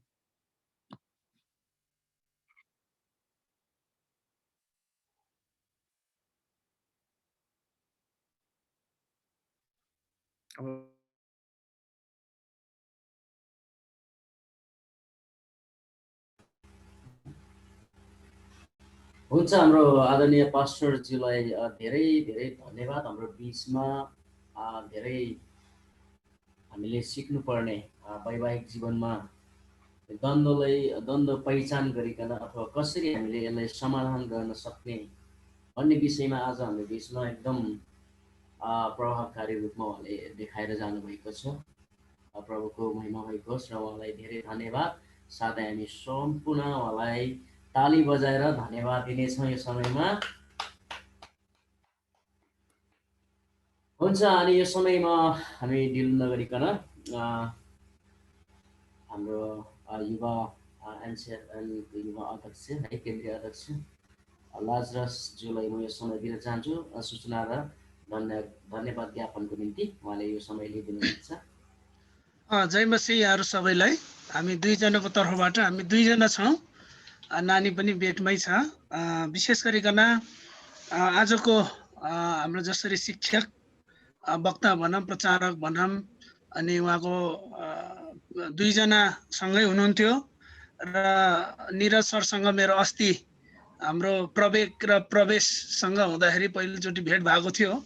अनि आज यसरी देख्न पाउँदाखेरि धेरै हामी खुसी छौँ। निरज सर र इन्दिरा दुवैजनालाई हामी धन्यवाद दिने काम गरेका छौँ, किनभने यो एकदम व्यवहारिक, एकदम बाइबलीय, एकदम अपरिहार्य, एकदम सान्दर्भिक कुरा, एउटा भइराख्ने कुरोलाई चाहिँ एकदम राम्रो तरिकाले प्रेजेन्टेसन गर्नुभयो। हामी एकदम धन्यवादी छौँ। विशेष गरिकन आजको निम्ति आज सुरुको प्रार्थना गर्नुहुने जेम्स चौधरी र उहाँको चौधरी परिवार जो दुईजना हुनुहुन्छ, हामी देख्दैछौँ, दुर्गेश अनि उहाँहरू हुनुहुन्छ, दुईजना स्वास्थ्य कर्मी हुनुहुन्छ। पक्कै पनि यसले ठुलो भएको छ, म विश्वास गर्दछु। उहाँले सुरुको प्रार्थना गरिदिनु भयो। उहाँ स्वास्थ्य कर्मी दुवैजना हुनुहुन्छ, काम गर्नुहुन्छ, घर आउनुहुन्छ, अझै राम्रो भएको होस्। अनि भजन, एउटा मिठो भजन, मन छुने भजन गाइदिनु भयो विनोद र मुनु जो मलेसियामा हुनुहुन्छ। म मलेसिया जाँदाखेरि उहाँलाई भेटेको थिएँ। राम्रो वर्सिपर हुनुहुन्छ उहाँ दुवैजना। फेसबुकहरू पनि हालिराखेको म देख्छु। अनि सेवाकाईमा एकदम खटिराख्नु भएको छ। रातको समयमा आराम गर्नुपर्ने समयमा पनि यसरी आइदिनु भयो, धन्यवाद। अनि नवीन, उहाँको भर्खरै 2 महिना भयो बिहे भएको, कङ्ग्रेचुलेसन छ। उहाँले वचनको लागि प्रार्थना गरिदिनु भयो। अनि उहाँ मेरो क्लासमेट पनि हो, मभन्दा सिनियर हो, अझ एमडी उहाँको अध्ययन पुरा भएको छ। दुवैजनालाई एकदम बधाई अनि धन्यवाद। अनि हाम्रो भान्जा सोमराज र सिसम दुवैजना हाम्रो मेरो गाउँको मण्डलीको उहाँ अगुवा हुनुहुन्छ। एकदम सबै कुरा मेरो बुवा पास्टर हुनुहुन्छ, उहाँले एकदम दाहिने देब्रे भएर सहायता गरिराख्नु भएको छ, धन्यवाद। अनि मैले आज किन बोल्दैछु भने विशेष गरी अब हामीसँग 1 दिन बाँकी छ। यहाँ चाहिँ के हुँदो रहेछ भने यो अन्तिममा चाहिँ मान्छे घट्दै जाने, त्यसो नगरिदिनु होला। समस्या छ, भोकै छ भने पनि यो सूचना चाहिँ एकदम महत्त्वपूर्ण छ। म जो कुरो भन्दैछु, जो हामी अन्तिम दिन, भोलि अन्तिम दिनको समय छ। कतिजनालाई आफ्नो छोराछोरी हुर्काइसक्नुभयो, तर पनि भित्र गुनासो छ, मैले राम्रोसित हुर्काउन पाएन, सिकाउन पाएन, उनीहरू ठुलो भइसक्यो, यो बाटोमा हिँडेको छैन, तपाईँलाई त्यो गुनासोहरू छ र अझै सिकाउन पाए हुन्थ्यो भन्ने कुरो तपाईँ सोच्दै हुनुहुन्छ भने भोलिको दिन तपाईँले मिस नगर्नु होला। तपाईँको छोराछोरी कति 11-12 पढिसक्नुभयो र पनि ट्र्याकमा छैन, तपाईँले राम्रोसित सिकाउन पाएको छैन भने भोलि नाता नातिनी त हुन्छ नि त, तिनीहरूलाई भए पनि म सिकाउन पाउनुपर्छ भनेर एक्साइटेड भएर भोलि सहभागी भइदिनुहोस्। र जतिजना प्लानिङ योजनामा हुनुहुन्छ र जतिजनाको बिहे भएको छैन, सन्तान त भइहाल्छ।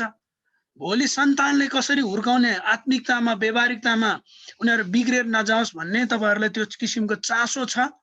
आफ्नो त अब जिन्दगी छँदैछ, अब जिउने भनेको चाहिँ बालबच्चाको लागि हो। वास्तवमा यो कुरो मैले रियलाइज गरेको चाहिँ बिहेपछि।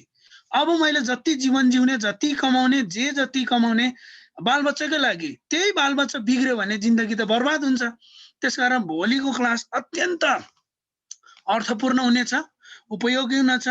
अनि भोलि हाम्रो एलटिटी को डाइरेक्टर जो सबै कुरोको संयोजन गर्दै हुनुहुन्छ, हाम्रो मनोज सर र एन्जिलिना म्याम आउँदै हुनुहुन्छ। उहाँबाट हामीले धेरै कुरो अघिल्लो दिनहरूमा सिक्यौँ। भोलि उहाँहरूबाट प्रत्यक्ष हामी सिक्नेछौँ। यहाँहरूको सहभागी हामी एकदम चाहन्छौँ र हामी एउटा कुरो गर्न चाहेको थिएन, तर हामीले एउटा कुरो गर्न चाहेछौँ। भोलि पनि भेला हुन्छौँ र शुक्रबार पनि भेट्ने हाम्रो इच्छा छ। त्यो चाहिँ के हो भने तपाईहरुले यत्रो समय बिताउनु भयो, हामीसँग 5 दिनै बिताएको हुन्छ भोलिपल्ट, अनि तपाईको समय र सहभागिताको चाहिँ हामी कदर गर्न चाहन्छौँ। हामी यतिकै तपाईहरुले पठाउन चाहदैन भोलि जयमसी गर्यो सिद्धियो होइन। हामी शुक्रबारको दिनमा विशेष तरिकाले भेट्दै छौँ। त्यो दिन टिचिङ हुँदैन, त्यो दिन चाहिँ शेयरिङ हुन्छ। विशेष व्यक्तित्वहरू हाम्रो बीचमा आउँदै हुनुहुन्छ। एनसीएफ नेपालको केन्द्रीय समितिबाट मैले निम्ताएको छु अनि उहाँको समय भयो त्यस्तो कुनै पनि परे छैन भने उहाँ आउनुहुन्छ। पास्टर हनुक तामाङ केन्द्रीय अध्यक्ष, तपाईहरुले कतिजनाले चिन्नुहुन्छ। उहाँको प्रमुख आतिथ्यमा उहाँको वचनको उत्साह दिएर उहाँ आउँदै हुनुहुन्छ। आज मैले कुरो गरिसकेँ। हामी शुक्रबार यही समयमा 7 बजे हामी भेट्ने छौँ। र मेरो अनुरोध चाहिँ के छ भने यदि सम्भव भए तपाईको पास्टर, तपाईको लिडर र गार्जियनले पनि लिएर आउनुहोस् जुम आइडी दिएर। किनभने तपाईको पास्टरले पनि शुक्रबार सुन्नु पर्ने छ, मेरो यो विवाहित जोडीहरुमा सहभागी के चाहिँ सिक्नु भयो त, कस्तो रहेछ, उहाँहरुले पनि होस् मण्डलीमा यस्तो किसिमको शिक्षा खाँचो छ भन्ने त उहाँहरुले पनि महसुस होस्। अनि यस्तो किसिमको एउटा पास्टरको लिडरको जिम्मेवारी हुन्छ। मेरो यो चाहिँ अनुरोध, व्यक्तिगत अनुरोध र हामी टिमको अनुरोध पनि के चाहन्छौँ, तपाईको पास्टर, लिडर, गार्जियन कोही छ भने पर्सि शुक्रबारको दिनमा ल्याउनुहोस्। हुनसक्छ तपाईले बाँडेको आशिषले उहाँले उत्साह हुनसक्छ, हुनसक्छ चिनाजानी कुराहरू हुनसक्छ र तपाईको मण्डलीमा यस्तो किसिमको शिक्षा खाँचो छ भने हामीलाई सम्पर्क गर्नुहोस्, मनोज सरलाई सम्पर्क गर्नुहोस्। यस्तो व्यक्तिहरूलाई जसरी पनि मण्डलीलाई परिवार बिग्रनुदेखि, डिभोर्स हुनदेखि जोगाउने, बालबालिकाहरूलाई जोगाउने काम चाहिँ हामी गरौँ। त्यसकारण सम्भव भए हामी तपाईको लिडरहरूलाई, अभिभावकहरूलाई, आमा बुवा हुन्छ भने हामी सहभागी हुनेछौँ र पर्सिको कार्यक्रमलाई अझ हामी जुम्मै भए पनि यस्तो राम्रो बनाऊ कि हाम्रो सिकाइहरू त्यतिखेर हामी पोख्नेछौँ, हामी सुन्नेछौँ, हामी सुन्न चाहन्छौँ। यदि तपाईहरुले साँच्चीकै राम्रो भएको छ भने अर्को पालि हामी अझै अर्को एडभान्सहरू कोर्सहरू ल्याएर तपाईले पनि निरज सर र इन्दिरा म्यामले जस्तै सिकाउनसम्म हामी बनाउन चाहन्छौँ। र यो मण्डलीमा खाँचो पनि छ, यो तपाईँ महसुस गर्नुहुन्छ भने तपाईँ एकदम सहभागी हुनुहोला। हाम्रो अनुरोध छ र हाम्रो चाहना पनि छ। र मैले धन्यवाद दिनुपर्ने अब भरतलाई त दिनदिनै दिइराखेको पनि छ, अझै दिन चाहन्छु। होस्टमा सहायता गर्नुभएको छ। अनि हाम्रो विशेष गरी दर्तामा हाम्रो सबिना बहिनी, अब कति दर्ता भइरहेछ मलाई थाहा छैन। अब यो सेमिनार सिकिसकेपछि कसलाई माग्न जाने, के माग्न जाने हामीलाई थाहा छैन, तर भोलिसम्ममा तपाईहरुले सम्पर्क चाहिँ गरिदिनु होला। कति उठिरहेछ म पछि सम्पर्क गर्छु। र यसको पनि विशेष सूचना छ। कतिजनाले दर्ताहरू पठाइसक्नु भएको छ, अझै तपाईको मलाई भन्नुभएको छ म पछि भेटेर दिन्छु, एकदम त्यो मलाई विश्वास दिलाउनु भएको छ।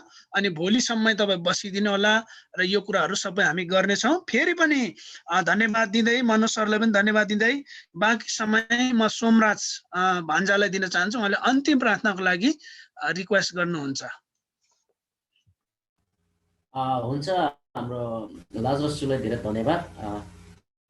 उहाँले सबै कुरोको लागि है हाम्रो बिचमा सूचना प्लस धन्यवाद ज्ञापन गरेर जानुभयो, उहाँलाई पनि धन्यवाद। अनि अब हामी ढिलो नगरिकन है अन्तिम प्रार्थना, अन्तिममा हामी सबै आइसकेका छौँ। त्यसकारण अन्तिम प्रार्थनाको लागि म यो समय आदरणीय पास्टर लीलाज्यूलाई समय दिन चाहन्छु। उहाँले हाम्रो बिचमा अन्तिम प्रार्थना गरिदिनु हुनेछ।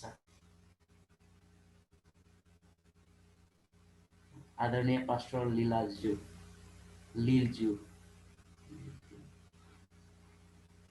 हुनुहुन्न कि के हो? तपाईँहरू सुन्दै हुनुहुन्छ? सायद हाम्रो पास्टर लिल हुनुहुन्न होला।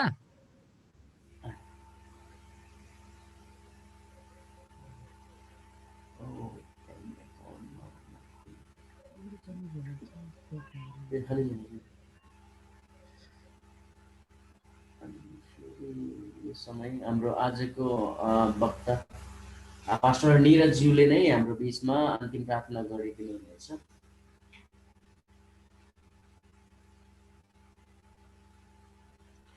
हुन्छ, हामी प्रार्थना गरौँ।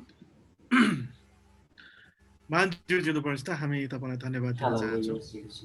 यो समय सम्पूर्ण कुरा तपाईँले दिनुभएको छ। आज हामी धेरै ठाउँहरूबाट अनि यसरी भेला हुन सकेका छौँ अनि यो पनि तपाईँकै योजनामा थियो र यो हुन सकेका छ। धन्यवाद छ पिता परमेश्वर। जति पनि यो कार्यक्रमहरू आयोजना भएका छ यो सबै हामीहरूले पिता परमेश्वर तपाईँकै राज्य विस्तारमा एउटा परिवारको भूमिकालाई निर्दिष्ट गरेर हामीले गरेका छौँ। हामी परिवारहरूबाट पनि पिता परमेश्वर तपाईँको महिमा दिन चाहँदछौँ अनि मानिसहरूले आज हामीहरू दाम्पत्य जीवनमा जिएका मानिसहरूलाई देख्दाखेरि ख्रीष्ट येशू प्रभुको महिमा दिन सकोस्।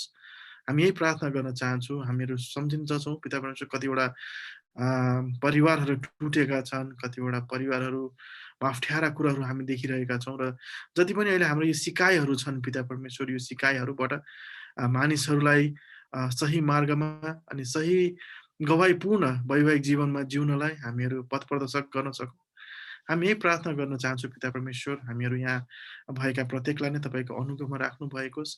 यो सिकाइलाई आज सुन्ने, आहा रमाइलो भन्ने अनि त्यसपछि पिता परमेश्वर आफूले सिकेका कुराहरूलाई उत्साहपूर्वक अरूलाई सिकाउनलाई मद्दत गर्नुभएको होस्। अरूलाई दोस्याउने औल्याउने भन्दा पनि पिता परमेश्वर उनीहरूलाई उत्साह दिनको निम्ति अनि ख्रीष्टमा एउटा असल दाम्पत्य जीवन जिउनलाई मद्दत पुर्याउनको निम्ति हामी यो शिक्षालाई प्रयोग गर्न सकौँ। हामी यही प्रार्थना गर्न चाहन्छौँ। धन्यवाद छ यो साँझमा अनि सबैजनालाई यसरी ल्याइदिनु भएको निम्ति अनि जतिजना पनि होस्टमा हुनुहुन्छ, जतिजनाले पनि यसलाई आयोजना गर्नुभएको छ अनि जतिजना पनि आज हामी यहाँ छौँ र कतिजना आउनु सक्नु भएको छैन, उहाँहरू सबैजनालाई पिता परमेश्वर तपाईँकै आशिषमा तपाईँकै अनुग्रहमा डोर्याउनु भएको होस्। हामी यही प्रार्थना गर्दछौँ। धन्यवाद छ। अब हामी यस ठाउँबाट छुटिनेछौँ। फेरि भोलि मनुष्यको क्लास छ। यो एकदमै महत्त्वपूर्ण क्लास छ। हामी सबैजना फेरि भेला हौँ अनि जति पनि काम र कार्यहरू हुनेछ त्यो सबैबाट तपाईँकै महिमा होस्। हामी यही प्रार्थना गर्दै यहाँबाट छुटिनेछौँ। तपाईँकै अनुग्रह र तपाईँको आशिषमा राख्नु भएको होस् भन्दै यो बिन्ती प्रार्थना चलाउन चाहन्छु येशू प्रभुको उच्च र पवित्र नाममा। आमेन। हस् सबैजनालाई जय मसीह। जय मसीह। हुन्छ आदरणीय पास्टरलाई धेरै धन्यवाद। हुन्छ सबैलाई जय मसीह है। अहिले सबैलाई जय मसीह, जय मसीह, जय मसीह। सबैलाई जय मसीह, जय मसीह, जय मसीह। जय मसीह, जय मसीह।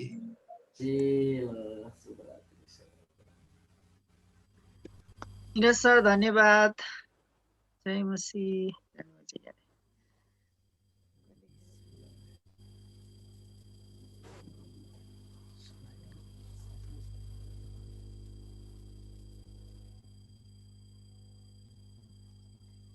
ल जय मसीह सबैजनालाई। हजुरहरू अब बोल्नुहोस् एकअर्कासँग। होइन मलाई त